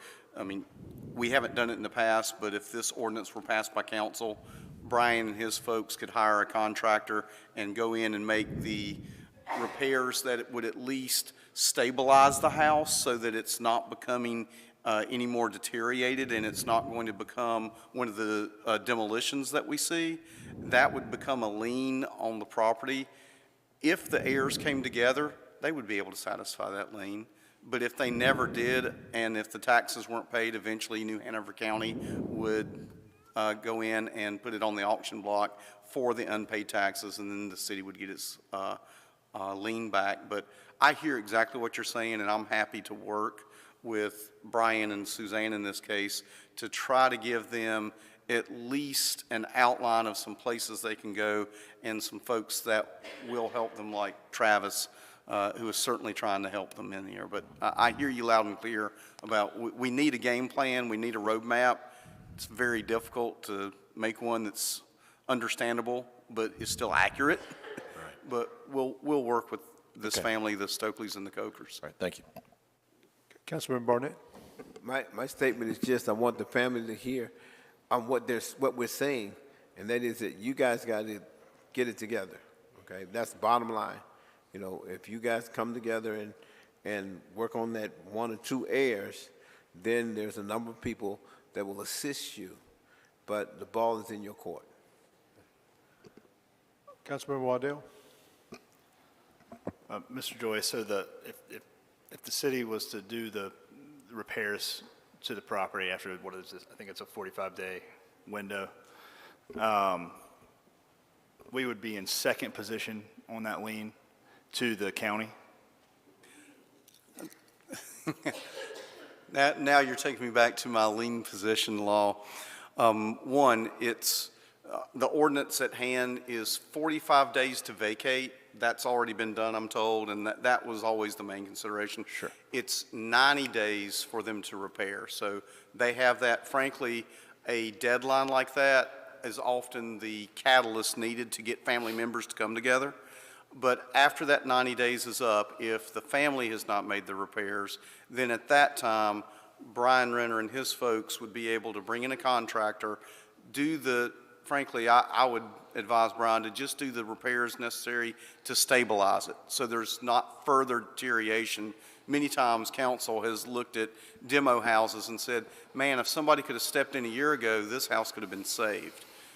Once we do that, then we'd have a lien, and if I remember correctly on my lien position, we would be Secondary. I believe that we would be in the second slot. That we know of. Are we aware if there's any other liens on the property? I don't know if there's another mortgage or if there's any other lien. I don't know if Brian's done that, but we would be behind a mortgagee. We'd be the last person in line. We don't know what liens are in place, but we would be the last lien because we'd be the last lien filed most likely. You're absolutely correct. And I would say with this particular property, I think that we would be at a small risk. Other properties, we would be at a large risk, but with this property and its location, I'd say it's probably a small risk. I understand, and I certainly want these folks to get their house, and obviously best case scenarios, we have some great folks that want to fix their home, and incredible programs to make it happen. My real issue is setting a precedent where the city's coming in and spending a lot of taxpayer money on a property that, and doing this again and again, where we'll never get that recouped. Did you want to come up? Y'all was speaking about liens on the house. There's no liens. And my mom actually, like 3, 4, 5 years ago, tried to go get a loan on the house to get the house fixed. You know, to get the house fixed, and they told us it was too many people named on the deed to even mess with it. So nobody would deal with it. So I know it's not a lien on the house, because when we was going to pay the taxes on the house, the man said it wasn't a deed. A lien. The only person that they said would probably have a lien is Capefield Public Utility about the water issue, and because the water been off, and he said that they probably would have put a lien on it. So the taxes, the back taxes that are owed on it, because I would imagine that there's going to be some lien if they haven't been paid, are those over a number of years, 3, 4 years? Yeah, or? Because the discrepancies with the taxes came where me and my mom and my brother was actually paying the taxes on the house for up to my grandfather passed. And then the discrepancies came. I don't even want to go into that, because me and Ms. Coker, we at a good place right now. That's fine. So I want to keep that right there, and so we can build from here at this point on to try to get this house done. But with the taxes and all that, yeah, I think it's like 7,200. The issue with the taxes, just, and I'm not a lawyer, but I'm just going to, with back taxes, I mean, at some point in time, if New Hanover County does take action, right, they could sell this house for just the taxes, which is peanuts. And this house, even if it wasn't there, the lot And that's what or the house is worth some money. So I'm just telling you, as Councilman Barnett said, you got to get the house in order and get the heirs and see if y'all can come to some sort of an agreement, because you could end up losing this house over back taxes. I'm just. I know. I'm just telling you, and that's all I'm just telling you. But we got bigger issues, bigger fish to fry here to try to stabilize this thing. So you got to get the heirs, because if there is no lien on the property, then you could borrow money. Me and her gonna get together tomorrow. Okay, very good. We definitely gonna get together tomorrow. Thank you. Thank y'all. Thank you. Okay. Anybody else? What's wishes of council in respect to thing? We're going to motion to continue to a date specific, Clifford, or do you want to? Well, aren't we just going to accept? Yeah, I was going to accept the request. If we accept the request from Brian, that will give them the opportunity to do what we're asking them to do, correct? That would just be a vote on the ordinance tonight, and staff would work with the family members if council were to vote on it and pass it tonight. That's what I think that's what we want to do. Yes. Okay, so your motion, Clifford? Motion is to approve the ordinance. Is to approve the ordinance. Okay, we have a motion to approve by Councilmember. First, let me close the public hearing. As for wishes of council, we have a motion to approve by Councilmember Barnett, second by Councilmember Spears. Discussion. Okay? All in favor of that motion, please indicate by saying aye. Aye. Item passes unanimously. Motion to waive second reading. Motion made by Councilmember Rivenbark, second by Councilmember Anderson. Discussion. All in favor of that motion, please indicate by saying aye. Aye. Aye. Any opposed? That item passes unanimously on first as well as second reading. That brings us to our next item of business, which is item PH6, which is an ordinance directing the housing inspector to vacate, close, and repair the dwelling at 1112 North 6th Street as unfit for human habitation pursuant to Article 5, Chapter 16 of the City Code, and directing that a notice be placed thereon prohibiting its use or occupancy. At this time, I'd like to recognize City Manager, Mr. Caudle. Mr. Caudle? Thank you, Mr. Mayor. Brian Renner will overview this item for us as well.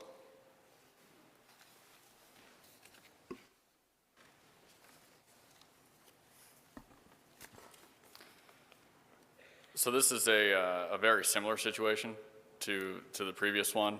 So I'll get into it. This address is 1112 North 6th Street.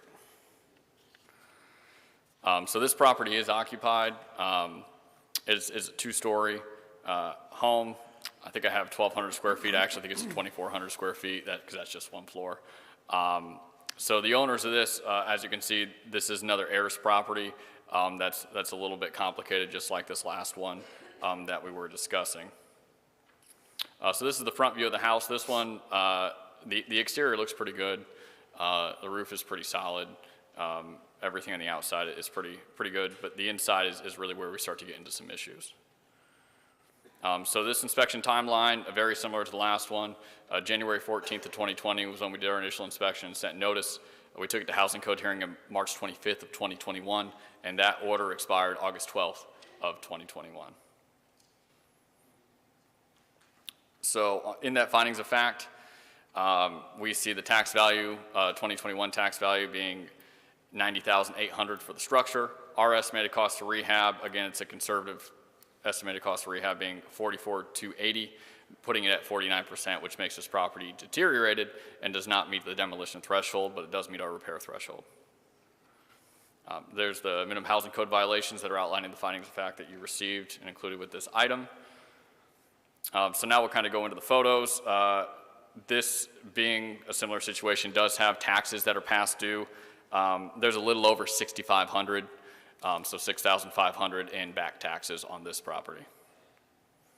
So as we go through the photos, we see the outside isn't too bad. There's some minor issues. as we go around. There are a lot of sanitation problems with this property on the exterior and the interior. So we see accumulation of trash and garbage, things like that. We do have an active public nuisance case for that. And this is in that back side of the lot. That's the rear door. There is some human waste on the outside of the property that we observed.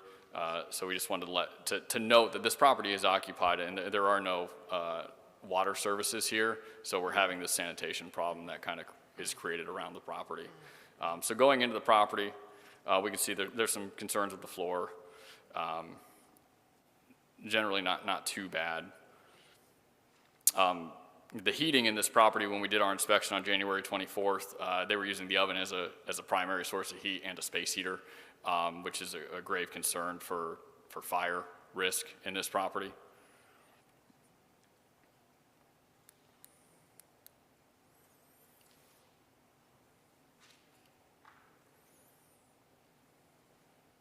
There have been some kind of patch repairs on the ceiling, but they wouldn't be proper repairs.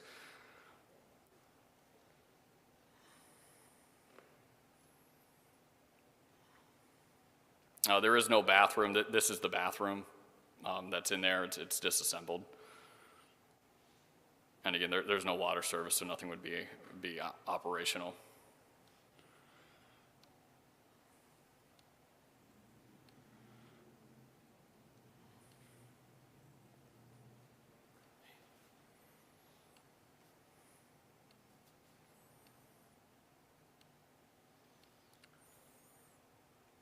So as I said, with this one, we're looking for approval of this ordinance. We have had contact with the occupant, who is an heir, and we've reached out to several other heirs. One of the heirs attended our hearing and did work to get actually locks installed on the door, because when we took this to hearing, there were no locks on any of the doors, though it was occupied. So as I've said, there's been some kind of patchwork repairs on the property, but nothing proper and nothing substantial, which is why we're here tonight. Our recommendation is the same thing, 45 days to vacate and close this property. That allows enough time for the occupant to find someplace else to go.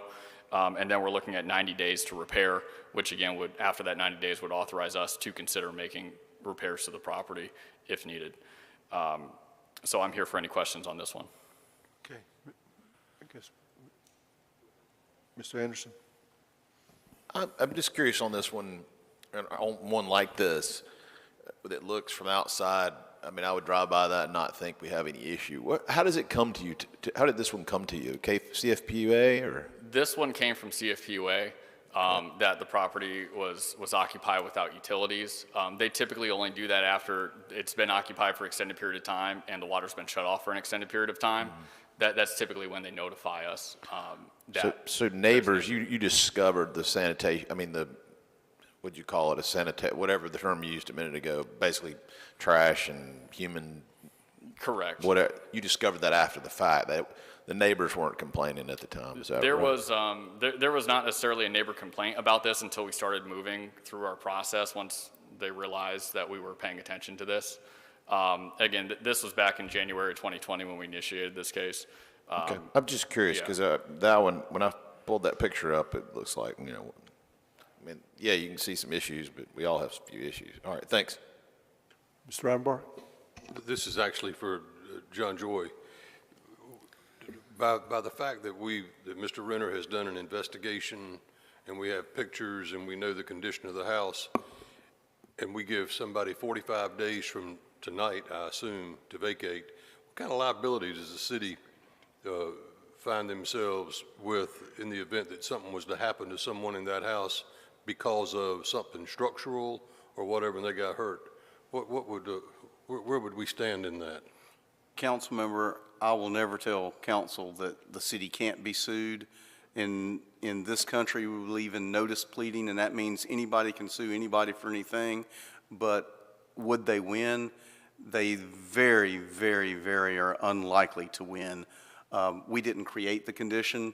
We're aware of it, and we're following the statutory process. We're simply given a reasonable amount of time for someone to do something. I am not I am not of the opinion that this would create a liability or a likely liability on behalf of the city. Okay. Okay. All right. Thank you, sir. This time I'm going to open up the public hearing and ask if anybody in the public wishes to speak on item PH6 to please come forward and state your name for the record.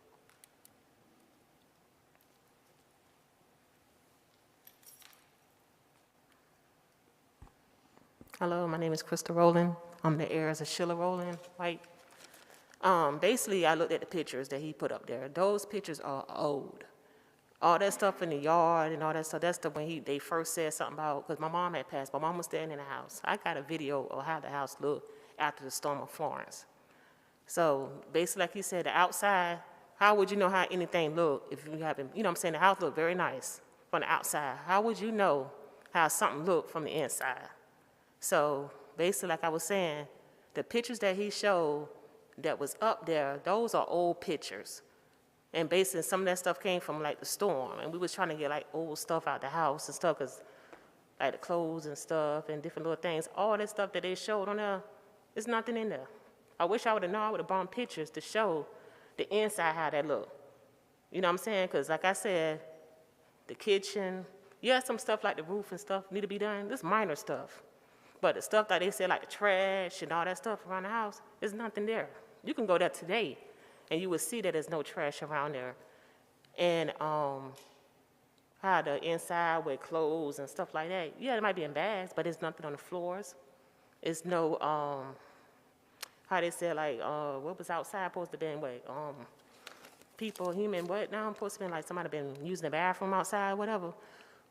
If anybody been using the bathroom, that come from somebody walking through the yard, which we got people, we have to, you know what I'm saying, we got next door neighbors that keep an eye on that part, and they don't told me plenty of times that people have been coming through that they had to run them out of the yard. That there's, you know, people walking through saying they got to use the bathroom, they want to go around somebody's yard. They try to use the bathroom, whatever. So one of the ladies brought my attention that lives like on the, I say the right side of them, that used to own D&U's chicken place. She would, because she'd been living there for years. And basically she was the eye keeper to let us know what was going on with the house and stuff. So like I said, stuff like that, they come from people walking from this, from the outside, you know, like from the neighborhood, coming through, crackheads or whatever. They could just go back there and use the bathroom. So like I said, all that stuff got cleaned up. When they brought it to the attention about stuff being around the house like that, we went over there, started cleaning up. Because that's not stuff that we had from my mom. I know we moved stuff out that was old from the storm when the stuff got wet up and stuff. Because even though my mom, she applied for the FEMA. FEMA came through there. That's when she still had all her stuff because she was living there. My mom passed in 2019, March 19. So basically, like I said, she took a break from the house before she passed because she lost my brother. And that was in 2017, August. But anyway, like I was saying, the house, if you go through there right now, you would think like, okay, the house is nice. Kevin, you familiar with the area. You know how I look. But like I said, once again, the inside is cleaned. We try to do as much as we can. Me and my sister is trying to get things together, you know. But there's a lot of people on the heirs. You know what I'm saying? I got one great aunt. She's still living. But that was her mother's house. Well, matter of fact, her father's house, then was her mother, you know, after he passed, her mother's house. And then when she moved out, it became to my grandfather's. And then it's like, with that situation right there with the deeds and stuff, it's like 2 or 3 different deeds. But the main deeds is my mother, my grandfather, my great-grandmother, my grandmother, which is my mama's mother. Her name is Mary Ann Rowland, and her name is not even listed on here. And she should have been the main one listed. Because simple fact was, I don't know what kind of situation, we had like a lawyer that my mom went to one year, I think it was when my grandfather passed. I think it was around about 2009, 2010 or something like that, where they went over there because my grandfather's wife's son was trying to lock the doors and stuff like that, so the family won't come in there. You know, so we're like, why would you lock the door? This is something that my mom done grew up. She's way older than them, and my uncles done grew up in the house. His mama was the second wife. You know, they didn't even know who the great-grandmother is. And from my understanding, you know, it's private, but the thing about it, they wasn't even allowed to even move in their house where my great-grandma was living, because the simple fact what my grandfather did to my grandmother, which is his first wife, you know. But anyway, like I said, it's like 3 different deeds, because I did see it and stuff, because I was with my mom. And they pulled up the records and stuff of the deeds.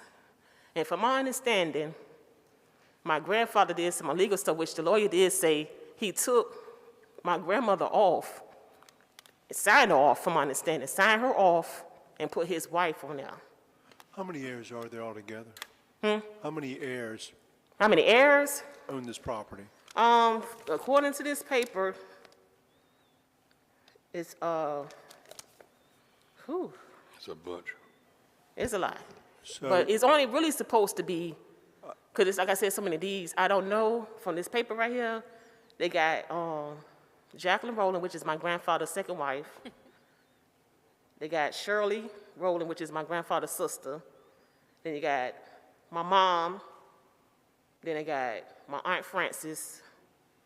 Then my, I got her husband too, James Thomas Jones, and his heirs. And they got Lindbergh Rowland, this is the brother, and Ruben May Gaiman, which is his sister. But Are you primarily taking care of the house? I'm trying to help out with my, you know what I'm saying? I understand. I've been doing it over the years, trying to help. Like we all was pitching in with the taxes and stuff like that. But what happened was the water bill people put a hold on it. So my aunt, she used to collect the money, and I used to be the one going to the place to pay the taxes and stuff over here for, what's that, government center drive? I used to go over there and take the money to them, but from my understanding, she told me it had been a couple of years, so that's why it's been like a little hold on it, because they were saying something about the water situation. But like I said, once again, they were saying something about the pipes and all that. The pipes and stuff got done. Because what happened was, during the storm, you know, you had these hard freeze, because that's old pipes from the old houses. So basically, the guy that my mom got that was supposedly was supposed to fix the pipes, he didn't do it the right way. I had somebody go last year and go look under there. He's a licensed, you know, he's licensed for everything. And he went under there and he took pictures. And he said, look at these pictures. He said the water line wasn't even connected together. The sewer line wasn't even connected together. So it was like you're seeing water going in the house, but you weren't seeing the sewer going out because it was going to the ground where the stuff was not connected together.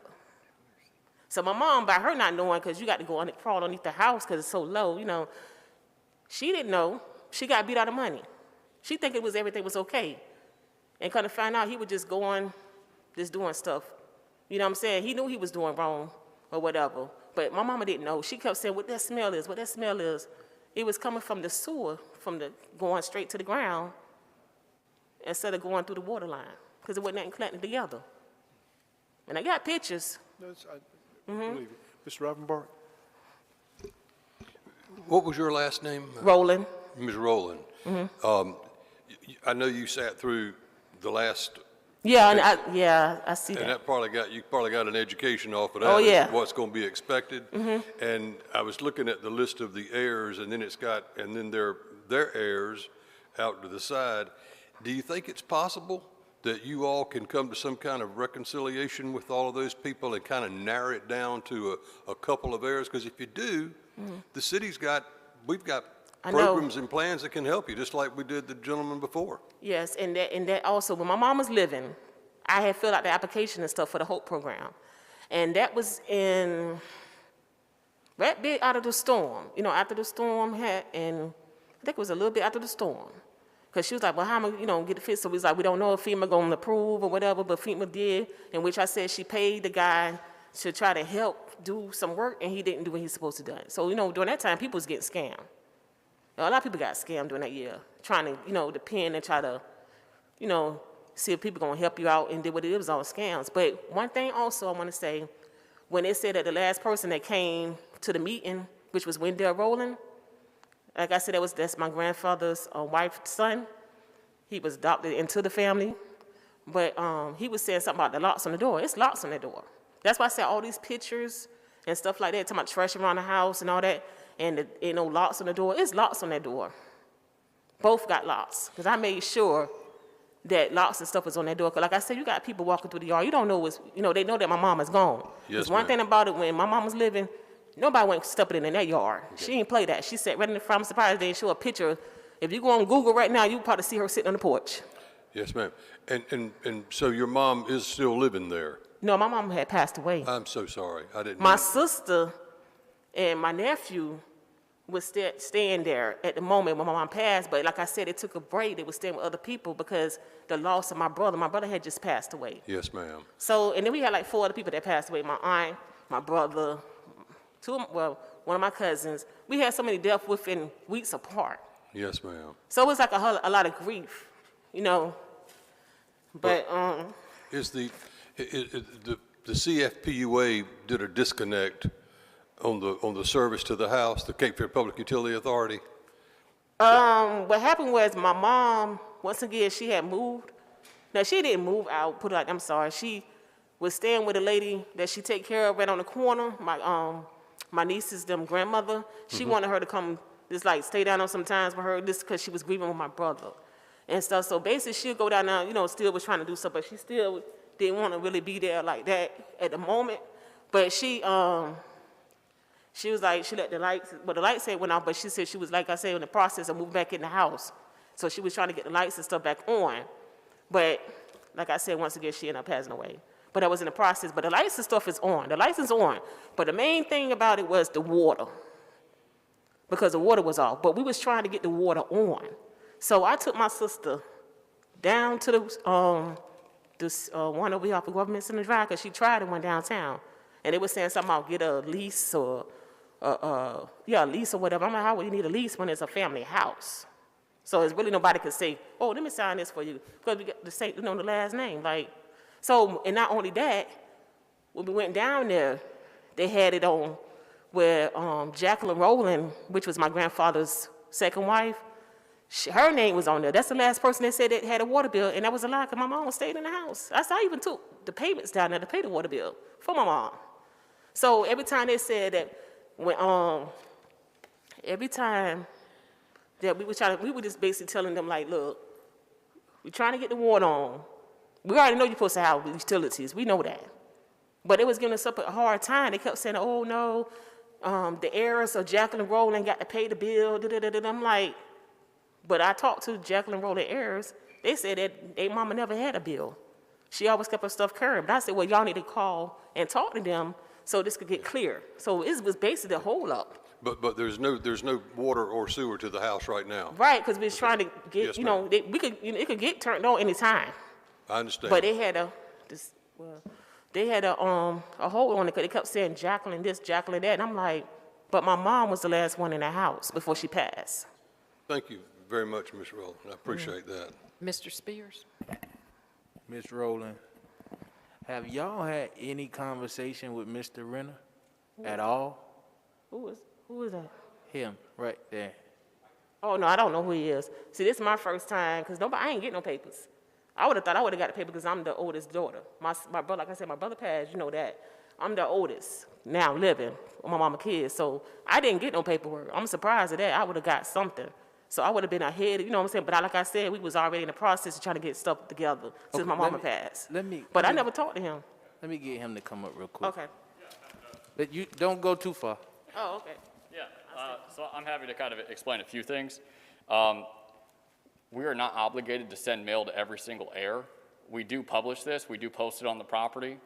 We do everything we can to possibly notify everybody, but when we're talking about fractional ownership and transfer of fractional ownership, it becomes very complicated for us. We go above and beyond most municipalities in the state to track these people down. That's why you see the mail list that's like 50 or 30 names, because we're trying to notify everybody we can to get somebody to take action. I mean, you're looking at heirs of Jacqueline Rowland at 1/15%, heirs of Shirley Ann Woods at 1/5, Shirley Roland White at 1/15, heirs of Francis R. Jones at 1/5, heirs of Lindbergh Roland at 1/5, and Ruby Mae Gaiman at 4/15. And then that's already been divided up among multiple heirs. So it's just a very complicated situation. The CFPUA, on the tax record, it shows heirs of Jacqueline Rowland because that's the last deed, and she was one of the last to pass. So that's kind of why she shows up on that, even though there are 3 or 4 deeds for this property because fractional ownership has been transferred through marriage and through transfer of family. So we have a very complicated situation of fractional ownership. And regarding the photos, these are all dated January 24th, 2022. Yeah. I personally did this inspection. I just wanted to make that clear. Thank you, Brian. Okay. Did he just say that he just did the pictures this year? January. Yeah, January 24th. 2022? Yes. That's a lie.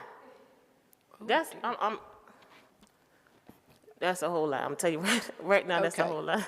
All right, hang on. But when he said something about Jacqueline Rowland was the last person, see, there's 2 Jacqueline Rowlands. Oh, dear. I have an aunt named Jacqueline Rowland. Right. And I also, like I said, my grandfather's wife name is Jacqueline Rowland. So when they send stuff in, they don't got a middle initial for neither one of them. You know what I'm saying? So the thing about it is, they get. Crystal, wait a minute. Let me ask you this. Miss Rowland, but I do know that. I know them. I know their family. You know that. As we, as a council, try to wrap our heads around this, and like Charlie said, you listened to the previous case before us. You know, what position are you in, or what stance can you take to? As it relates to repairs, are you prepared to try to reconcile with the other heirs to try to get something done? Yeah, it's never a problem with that situation right there. It was like they was always saying Jacqueline this, Jacqueline that. Right. Like she was the only one could make a decision, and she been passed. My mom was the last. Well, matter of fact, the ones on the deeds, Ruby Gaiman which is my grandfather's sister. She's still living. She didn't want no parts. And she, like I said, her daughter said she will sign off or do whatever, try to help out or whatever with the situation, whatever, because she's up to age. Right. So she's like her caretaker and stuff like that. And then once again, like I said, my mom that was on the deeds, she was the last one. Right. So that makes before Jacqueline had been passed, before my mom. So I'm gonna correct that part. Yeah, so your mom passing makes you and your sister. My sister, my brother. Yeah, and your brother. John. Yeah. Okay.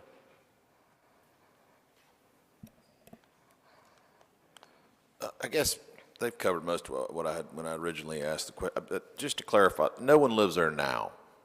No, basically, like I said, my sister, she goes there because she's close by. She goes there and she makes sure, and she still be cleaning little things up and making sure stuff go.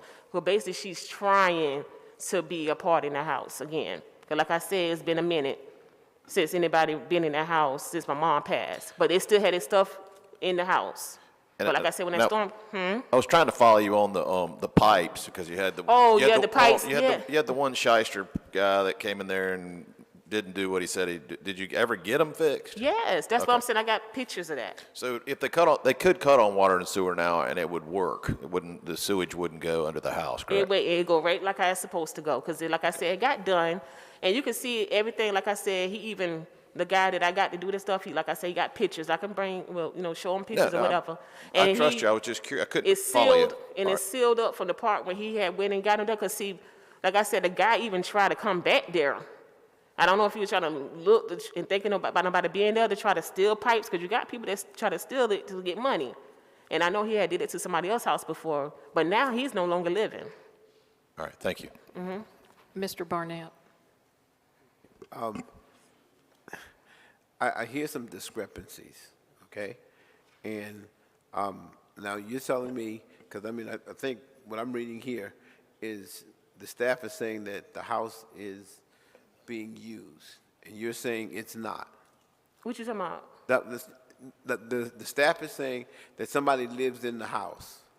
And I said if someone comes there, she can speak for herself. That's who my sister is. That's Tiffany.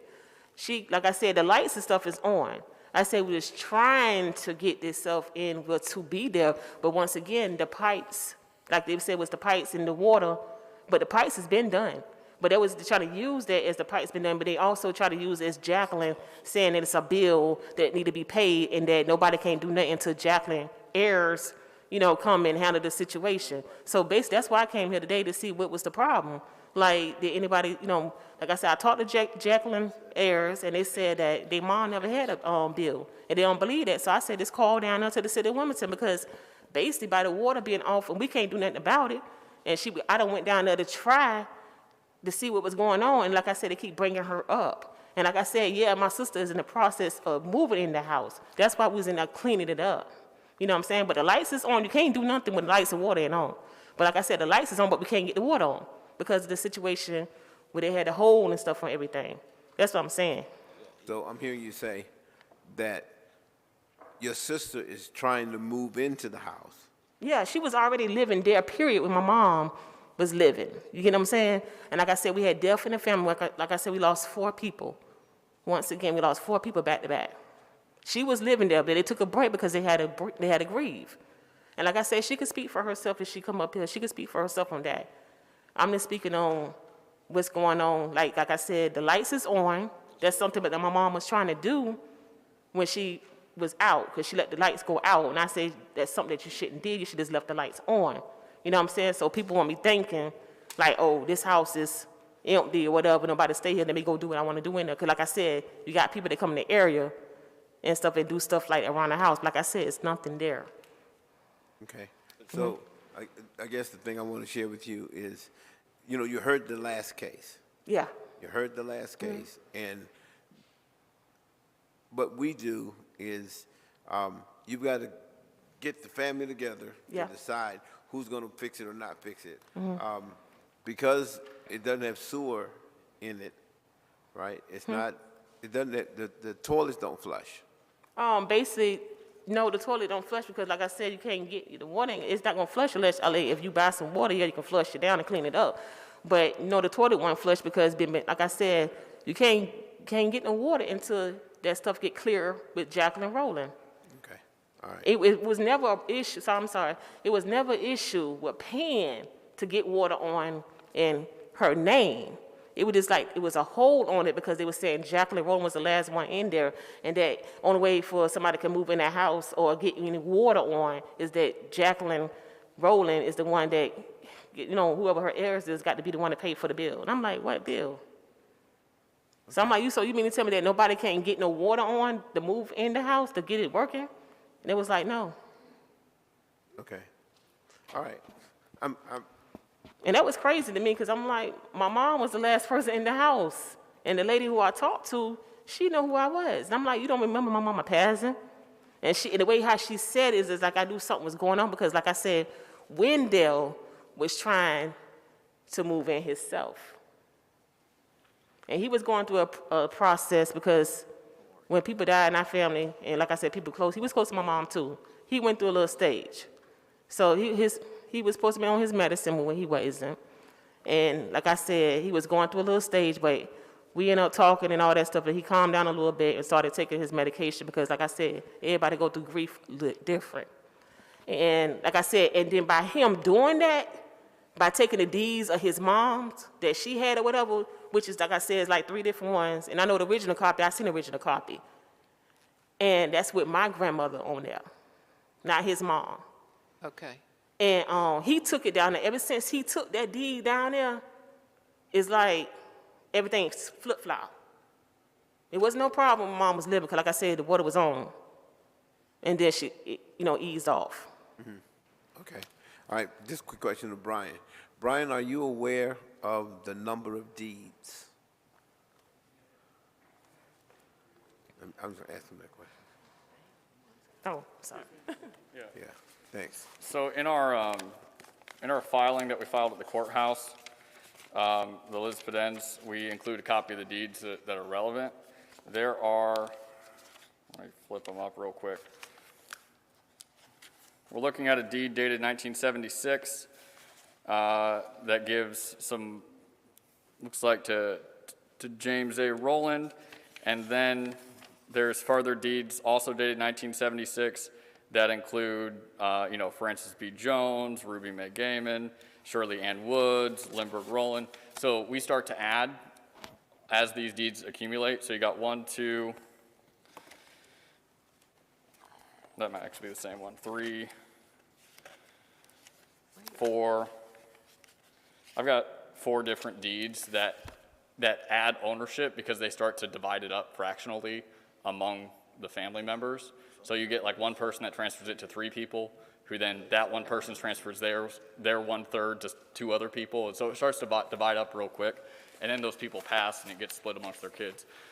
So the CFPUA issue is really a matter of the title needs to be cleared to some capacity, and then that new deed be presented to CFPUA that shows a clear title. It's the exact same issue that they're having with the previous case. Okay. All right. Thank you. All right. Okay, Thank you. I want to say something else about that deed situation. When he said it was 4 different deeds, so basically what the deeds like that was, my grandfather was sharing his deeds with his brothers and sisters. So he took a little piece at a time, and it was given to them. You know what I'm saying? So that's how it was like a little bit. So basically, it's like by the time he gave share deeds to them, it's like he had a little small proportion of the deeds. So basically, it's like that's why the brothers and sisters got on them. But it also in 1981, is when my grandfather had my mom added on there. So she had a portion of the deeds on there. So it is basically like my mom, my grandmother, Mary Ann Rowland, which her name is nowhere on here. And it should have been on the deeds, because like I said, I seen it under my own eyes. And we, like I said, we have a lawyer that was taking care of all this stuff when my mom was living, that's on North 4th Street. I can't think of his name at the moment, but he has the original deeds. Okay. We get it because we see these sometimes, and it's just really confusing, and a lot of people. Yeah, I know. We're not the people to resolve I know, that. I know. You all are going to have to resolve that as a family and try to boil it down to 1 or 2 people. So as Mr. Barnett said before, really, in some ways, the ball is in your court. But let's see if there's anyone else, if your sister or someone else wants to come up and make some brief comments to add. I mean, is there anyone else It's here? only me and her. Because, like I said, most of the people, like I said, the ones on the deeds, they are deceased. Okay. The only one living is Ruby Gaiman. That's my great aunt, well, my aunt. Okay. So, like I said, everybody else, they're not familiar with this. They don't know. That's why I said nobody is down here like that, because Right. nobody don't know. Right. You know, because it was, like I said, this right here came to the address like a couple weeks, well, probably 2 weeks ago or whatever. And that's how I end up popping up over there, because like I said, I work all the time. So I do CNA work and stuff like that, work at the, do all different types of stuff. But anyway, I went over there, and that's how I ended up getting this stuff right here. So I said, well, I'm going to go to the meeting. I want to see what's going on. I didn't know it was open like this. I thought it was like basically talking to in private or whatever about the situation. But have you spoken with Mr. Renner, the fellow that came up here? Have Never you worked did. with him? Okay. So, we're not going to resolve this about your deed. Yeah, I know. And all of that. And his pictures do say that they were taken last month, not even a month, quite a month ago. I think it was January 24th is how their date stamped from the camera. So anyway, I think we've got a drift of what's happening. But we appreciate your doing it, and if you're okay, if you'll take your seat, then I'll open the public hearing and just make sure there's nobody else out there that wants to come and speak. Okay. Is that okay? Yeah, but I also wish that guy that came and inspected, I wish he was here. The one that it was a inspector guy that came from the city. He came there. He came there like twice, and I wish he would have been the one in here too. Because like I said, he the one came and did the pictures first, and those are the pictures that he showed on here. Those was the pictures when that guy came and showed. Crystal, Huh? that's him. Oh. This is Mr. Renner, and he's in charge of all of this for the city. And I'll get you my card here in a minute. So, Okay, we're not going to argue here. So Yeah. we appreciate your being here, and we're going to try to do something good to keep it going, okay? Okay, thank you. So just for clarity, she's referring to Officer Register, who was also with me on that January 24th inspection along with WPD. So I just want to make sure everybody's aware that we are very methodical in how we do our inspections and how we document them. Have you been back in the house since January 24th? Not since January 24th, because of the timeline to prepare for city council. Sure. It's a very long, and it costs us money. We have to pay locksmiths and things like that too. Right. So, Okay. we have not had any contact with anybody other than Tiffany, who is primarily the occupant of the house, and Wendell Rowland, who did attend the housing code hearing, as you'll see on the findings of fact. Okay. Thank you. Appreciate it. If there are no other questions for the homeowner, I'll go ahead and open the public hearing. So at this time, I'll open the public hearing and ask if there is anyone in the public that would like to come and speak on this issue. Is there anyone else in the public that would like to come forward and speak on this issue? Seeing none, I will close the public hearing and I guess I need to ask the clerk if there were any comments? No? Okay, no. So what are, let me ask what the wishes of council are at this point. And we have a motion by Mr. Spears and a second by Mr. Anderson. All those in favor of that signify by saying aye. Aye. And that passes unanimously. Is there a motion to waive second reading? We have a motion by Mr. Rivenbark and a second by Mr. Barnett. All in favor signify by saying aye. Aye. Aye. And that also passes unanimously.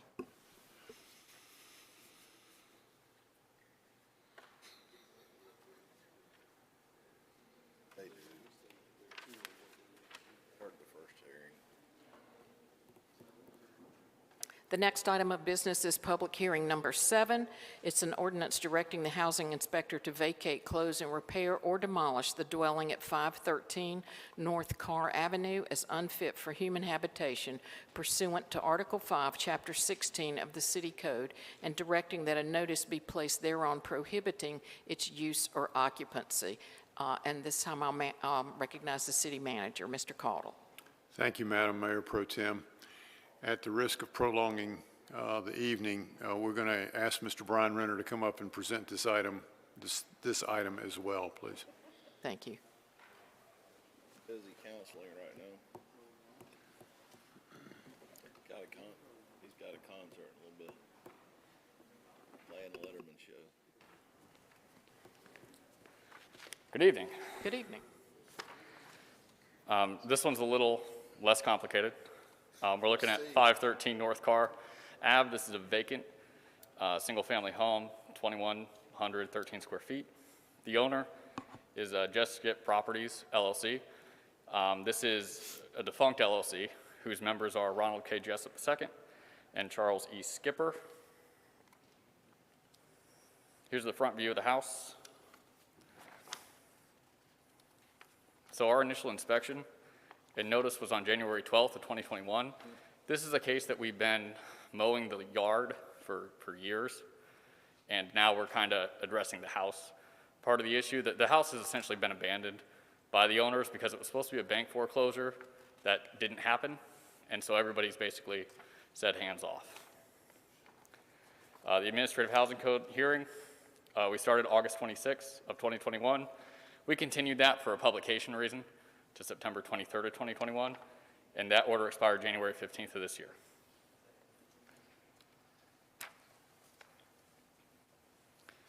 So we'll see that the tax value of the structure is $94,700 for 2021 taxes.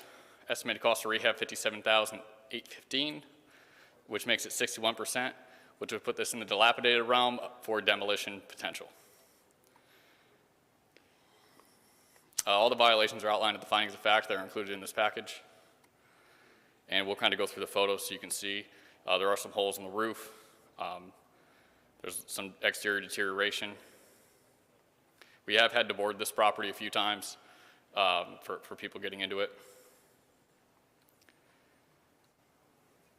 So the inside is very cluttered. I've never seen so many mattresses in my life. It's almost like a mattress store in here as we go to see it.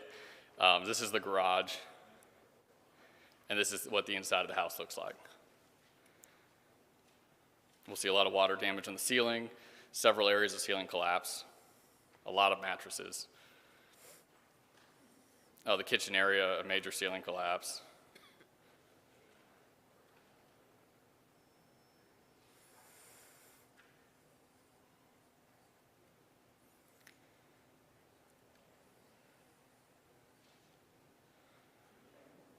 So with this one, the taxes that we're looking at are $21,450 for taxes owed. Taxes have not been paid on this property in a long time. This is not on the delinquent tax foreclosure list to my knowledge right now. Our public nuisance lien on this, it's a little over $8,600 that we have in public nuisance liens on this property. So what we're looking at, knowing that this is an abandoned property that has been abandoned for well over a decade, we're really looking to 30 days for somebody to take action to repair it, which we don't expect to happen. And then we're requesting 10 days for the authority to keep it secured. In the event that somebody breaks back in it, we'll be able to board up the door within 10 days of today's date. Like I said, my recommendation is to approve this one. We are looking at repair or demolish. The intent of this one might be to consider a foreclosure if we can, or to try to pressure the county to foreclose because of the amount of taxes owed. This is a very big house. There's a lot of interest in this property. Unfortunately, the member managers of the defunct LLC have abandoned the property. I've talked to one of them. They want nothing to do with it. And that's kind of where we're at on this one. Okay, thank you. Mr. Anderson? And you mentioned there was a foreclosure, so the bank doesn't want it either. So it's one of those complicated ones where the bank started a foreclosure and then the recession hit and then they abandoned that and the mortgage just kind of disappeared. I can't find it. The bank is closed. I wish mine would disappear. Yeah, right. So, but we've had this situation come up in a few instances. That's wild. All right. This isn't the first time we've seen this. Yeah, banks don't want to own houses. Any other questions? Just one. Yes, Mr. Robinbar. The bank that had the note on it is defunct? It is one, I believe, we traced this back to Regions, and we tried to reach out to them, and they said, we have no idea what you're talking about, please tell us. I sent them information, they never responded.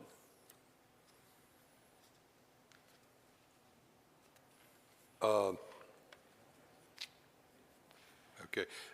It's kind of ironic, the house across, what is that, Fair Lawn? Isn't that Fair Lawn right there? Yeah, I think so. The house just on the other corner, I sold about 2 years ago and talked to these people at the time because there's a lot of interest in that now that that strip is 4-lane divided, controlled access. And golly, I just can't imagine just walking away from it. There must be something going on there.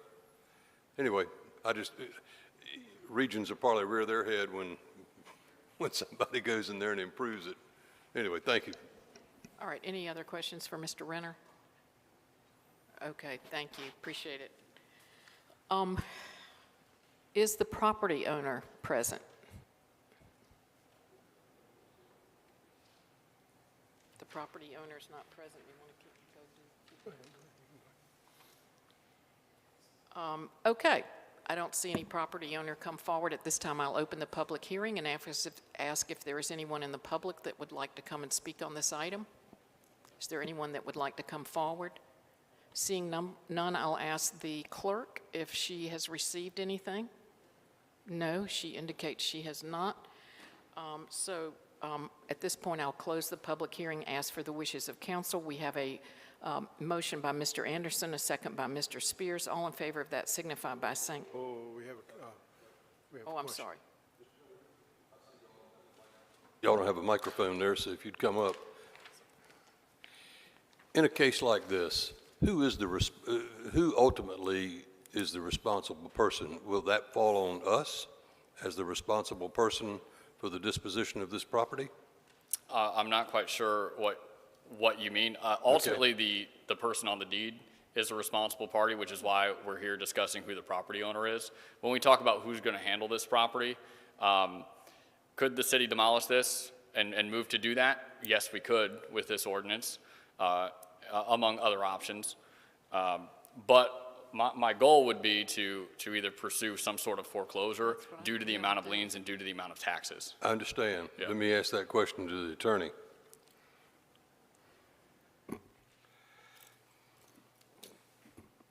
council member, if we move in and demolish it, all that will happen is we now have a vacant lot that's safe, and we'll have a lien on the property, and frankly, the property will just sit there until usually it's a tax lien is foreclosed upon, and then hopefully we will recoup our liens if there's enough in proceeds for the sale. But would that be a generally, sale at the courthouse steps? Is that what you're talking about? yes, sir. It'll be it'll be a tax sale. Very rarely do we go into very rarely do we initiate a foreclosure. We simply work through the process, and when the county does it for taxes, I don't think I've ever seen a case where they didn't pay our taxes, but they did pay the county taxes. So it generally will be disposed of through a tax sale. So the only liability we would have would be the cost of demolition? Yes, and obviously we would want to keep the property secure. Okay. So we pass this ordinance tonight, what is the next step in the process? The next step would be to continue to engage with the county tax office and see where they're at on this situation. We have been engaging with them off and on for several years in these types of cases. And then it would be to essentially maintain it and see where the county's at with, tax foreclosure. And then if the property deteriorates farther, we can consider demolition. How much farther does it need to deteriorate? A lot of it comes down to budget and being able to prioritize which properties we need to demolish when we have to demolish them. Ideally, because of the amount of taxes owed, our intent would be for somebody else to buy this and take care of it. That's my point, that somebody else, they would have to wait until the county goes through their process and then take it to the steps of the courthouse and sell it as a tax auction. Is that? That is one avenue, yes. Okay. All right, thank you very much. Okay. I think we're ready to vote. We have a motion by Mr. Anderson, second by Mr. Spears. All in favor signify by saying aye. Aye. Any opposed? Okay, that passes unanimously. Is there a motion to waive second reading? There's a motion by Mr. Barnett and a second by Mr. Anderson. All in favor of that signify by saying aye. Aye. Aye, and that also passes unanimously. That brings us to our next item of business, which is our ordinances. Item 01 is an ordinance reducing the speed limit from 35 miles per hour to 25 miles per hour along SR 1374, better known as Allendale Drive, within the city of Wilmington's municipal boundaries. At this time, I'd like to recognize the city manager, Mr. Caudle. Mr. Caudle? Thank you, Mr. Mayor. Our city traffic engineer, Dennis Vakenowitz, will overview this item for us.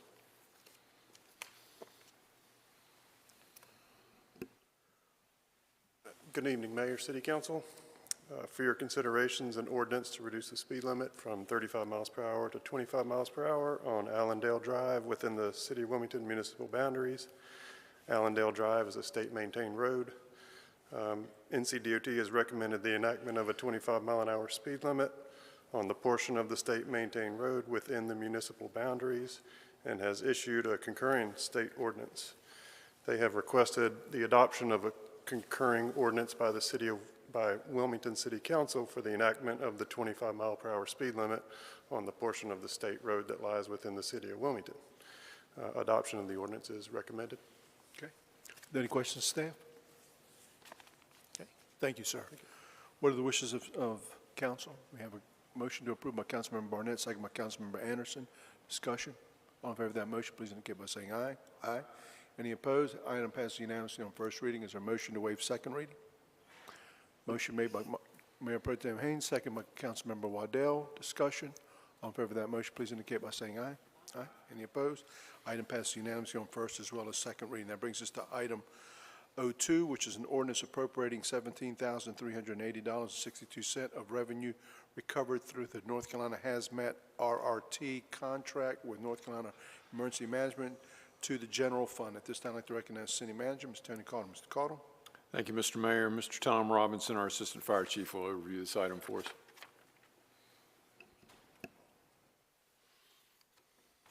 Good evening, Mayor and Council. With this ordinance, what we're doing is asking for the refunded revenue from the state contract to be moved over to our operating budget so that we can replace our protective equipment that was lost during this response for the state under our hazmat response contract. It was during a overturned tanker. The protective equipment that we did use was decon multiple times, but then did not pass the flammability rate. And so we had a discard of that equipment. So this is going to allow us to replace those sets of gear back into our regular response equipment. Okay. Any questions, Mr. Robbins? Okay. Thank you, sir. Thank you. What are the wishes of the council in respect to the ordinance? Motion approved by Mayor Pro Tem Haynes, second by Councilmember Spears. Discussion, all in favor of that motion, please indicate by saying aye. Aye. Any opposed? Item passes unanimously on first reading. Is there a motion to waive second? Motion made by Councilmember Anderson, second by Councilmember Spears. Discussion, all in favor of that motion, please indicate by saying aye. Any opposed? Item passes unanimously on first as well as second reading. Brings us to our next item of business, which is item 03A, which is an ordinance making a supplemental appropriation in the amount of $225,000 to the Encino Sports Complex project, better known as a soccer complex, from reimbursable funds to be received from the Cape Fear Youth Soccer Association Incorporated for the installation of the athletic lighting, and then a company item of 03B, which is the resolution authorizing the city manager to enter into a $225,000 reimbursement agreement with Cape Fear Youth Soccer Association Incorporated for a portion of the cost of Musco athletic lighting for the Encino Sports Complex. At this time, I'd like to recognize our city manager, Mr. Caudle. Mr. Caudle. Thank you, Mr. Mayor. Our senior construction project manager, Mike Naklicki, will overview these two items for us. Okay, very good. Thank you. Welcome, Mike. Good evening, Mr. Mayor, Mayor Pro Tem, members of council.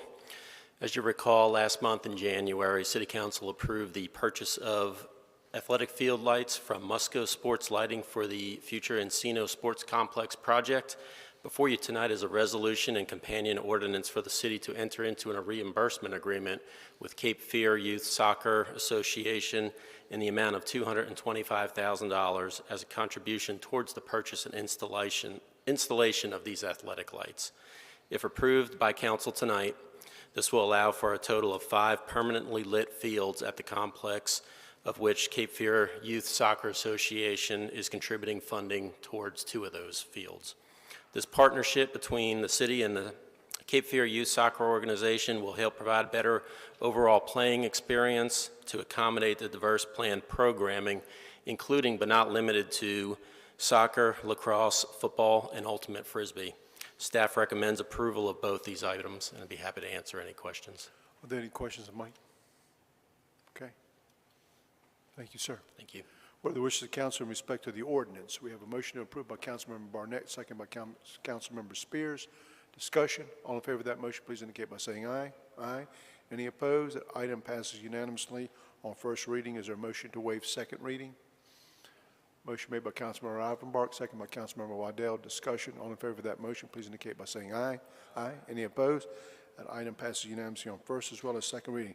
Now let's go to the resolution, which is item 03B, authorizing the city manager to enter into a $225,000 reimbursement agreement. What are the wishes of council? We have a motion to approve by Councilmember Waddell, second by Councilmember Spears. Discussion. All in favor of that motion, please indicate by saying aye. Any opposed? That item passes unanimously on the only reading it needs. So now it comes to item 04A and 04B, which is an ordinance making supplemental appropriation in the amount of $650,000 to the Oleander Drive Sidewalk Improvement Project from Wooster Street to Mimosa Place from the Transportation Bonds Contingency Bike/PED Project Fund. And then we have a resolution authorizing the award of a construction contract in the amount of $722,677.15 to Morgan Trucking and General Construction Incorporated for the Oleander Drive Sidewalk Improvements Project from Wooster Street to Mimosa Place. At this time, I'd like to recognize City Manager, Mr. Tony Caudle. Mr. Caudle. Thank you, Mr. Mayor. Senior Project Engineer Jason Pace will overview this item, these two items for us. Thank you. Thank you. Good evening. Try to make this short here. This project is actually part of the city's transportation bond program, and it includes new pavement, curbing, sidewalks, pedestrian signals, sign and marking, traffic control. Most of this project will be done at night, which is what kind of drove some of the prices up on this one. And then the concrete medians there at that intersection will be converted to grass medians. The total amount also includes a contingency fund that we typically do on our CIP projects, the size of 10%, to cover any unknown things that come up during construction. The construction of the project is expected to last about 7 months. It should start here at the late February. We'll have our pre-con, and we have our contractor, as Mayor Bill Sifo just said, Morgan Trucking, who is a local contractor, was the low bid. They're from Charlotte. Okay. Mr. Rivenbark? Is this wholly funded by the city via the bond? No NCDOT permissions? Yeah, this is all city funding. That's correct. There's no DOT. This is a DOT route, but no DOT funds. Because we've just run into that. Yeah, yeah. Thank you. Yep. Any other questions? Okay. Thank you, sir. Appreciate it. What are the wishes of the council in respect to the ordinance? We have a motion to approve by Councilmember Barnett, second by Mayor Pro Tem Haynes. Discussion. All in favor of that motion, please indicate by saying aye. Any opposed? Item passes unanimously on first reading. Is there a motion to waive second reading? Motion made by Councilmember Rivenbark, second by Councilmember Waddell. Discussion. All in favor of that motion, please indicate by saying aye. Aye. Any opposed? Item passes unanimously on first as well. Second reading. Now let's go to the resolution, which needs one vote. Authorizing the award of the construction contract in the amount of $722,677.15 to Morgan Trucking and General Construction Incorporated for the Oleana Drive Sidewalk Improvement Project from Worcester Street to Mimosa. What wishes the council? We have a motion to approve by Councilmember Waddell, second by Councilmember Spears. Discussion. All in favor of that motion, please indicate by saying aye. Aye. Any opposed? Item passes unanimously. This brings us to our final part of business, which is reports. Item RP1 is Council's Appointments Committee for Boards and Commissions. At this time, I'd like to recognize Councilmember Sean Rivenbark. Thank you very much, Mayor. I am the chair of the Appointments Committee, and I serve on that committee with Councilman Luke Waddell and Councilman Neil Anderson. We have we have 5 appointments tonight. And I'm going to do my best to, there's one lady's name in here with a name like Rivenbark. I try to get theirs right because people mess mine up. The Commission on African American History, we are appointing Brandon Hickman, and his term will expire on 11/18/2024. The Loan Review Board is to reappoint Russell Nugent with a term that will expire on 1/23/24. And Parks and Recreation Advisory Board appoint Laura Kordialewski. I think I'm close enough for government work, but anyway, her term will expire 12/6/2024, and we're appointing Lisa Sullivan to that same Parks and Recreation Advisory Board with a term to expire 12/7/2023. And the last appointment will be to reappoint Kevin Flowers to the Wilmington, New Hanover County Port, Waterways, and Beach Commission with a term that will expire on 2/28/24. Really want to thank on behalf of the city these folks for stepping up and serving on these boards and commissions. And if you're listening out there and you're wondering how to do it, go on our website, and there's a menu of all of our boards and commissions, and you can fill out an application online and submit it to the city clerk, Ms. Penelope Sidbury, and pick out one you like, and we'll certainly give it all the consideration due. Thank you very much, Mayor. Thank you. We have a motion to approve by Councilmember Spears, second by Councilmember Waddell. Discussion. All in favor of that motion, please indicate by saying aye. Aye. Any opposed? That item passes unanimously. Me too. This concludes our regular agenda. Are there any items brought forward by our city attorney? No items. Our city manager? Mr. Mayor, just a couple of reminders. The first one is that you have a joint meeting with the county commissioners next Thursday at the 24th at 9 a.m. to noon at the Convention Center. Purpose of the meeting will be discuss both the proposed bond issue for housing as well as the quarter-cent sales tax for transportation purposes. Second item is to remind you once again that we will be meeting at the Convention Center for our regularly scheduled meeting on March 1st, as well as the agenda briefing on the 28th. They'll be using this facility for filming. Okay. That's Thank it. you, sir. Madam Clerk? Okay, I'm going to start from this end. Councilmember Spears? Nothing? Okay. Councilmember Anderson? Councilmember Rivenbark? I'd just like to compliment Brian Renner. That's in the kind of the weeds direction that he has to go in, and he's doing a great job. And also, I'll get back on my horse about littering. Please don't throw trash out of your car, please. Mayor Pro Tem? Councilmember Barnett? Yeah, just basically reminding everybody, stay safe. If you see something that's going on that's that's illegal, report it, you know. That's it. Thank you. Councilman Waddell? Okay. With that, thank you for taking an interest in your government. We stand adjourned.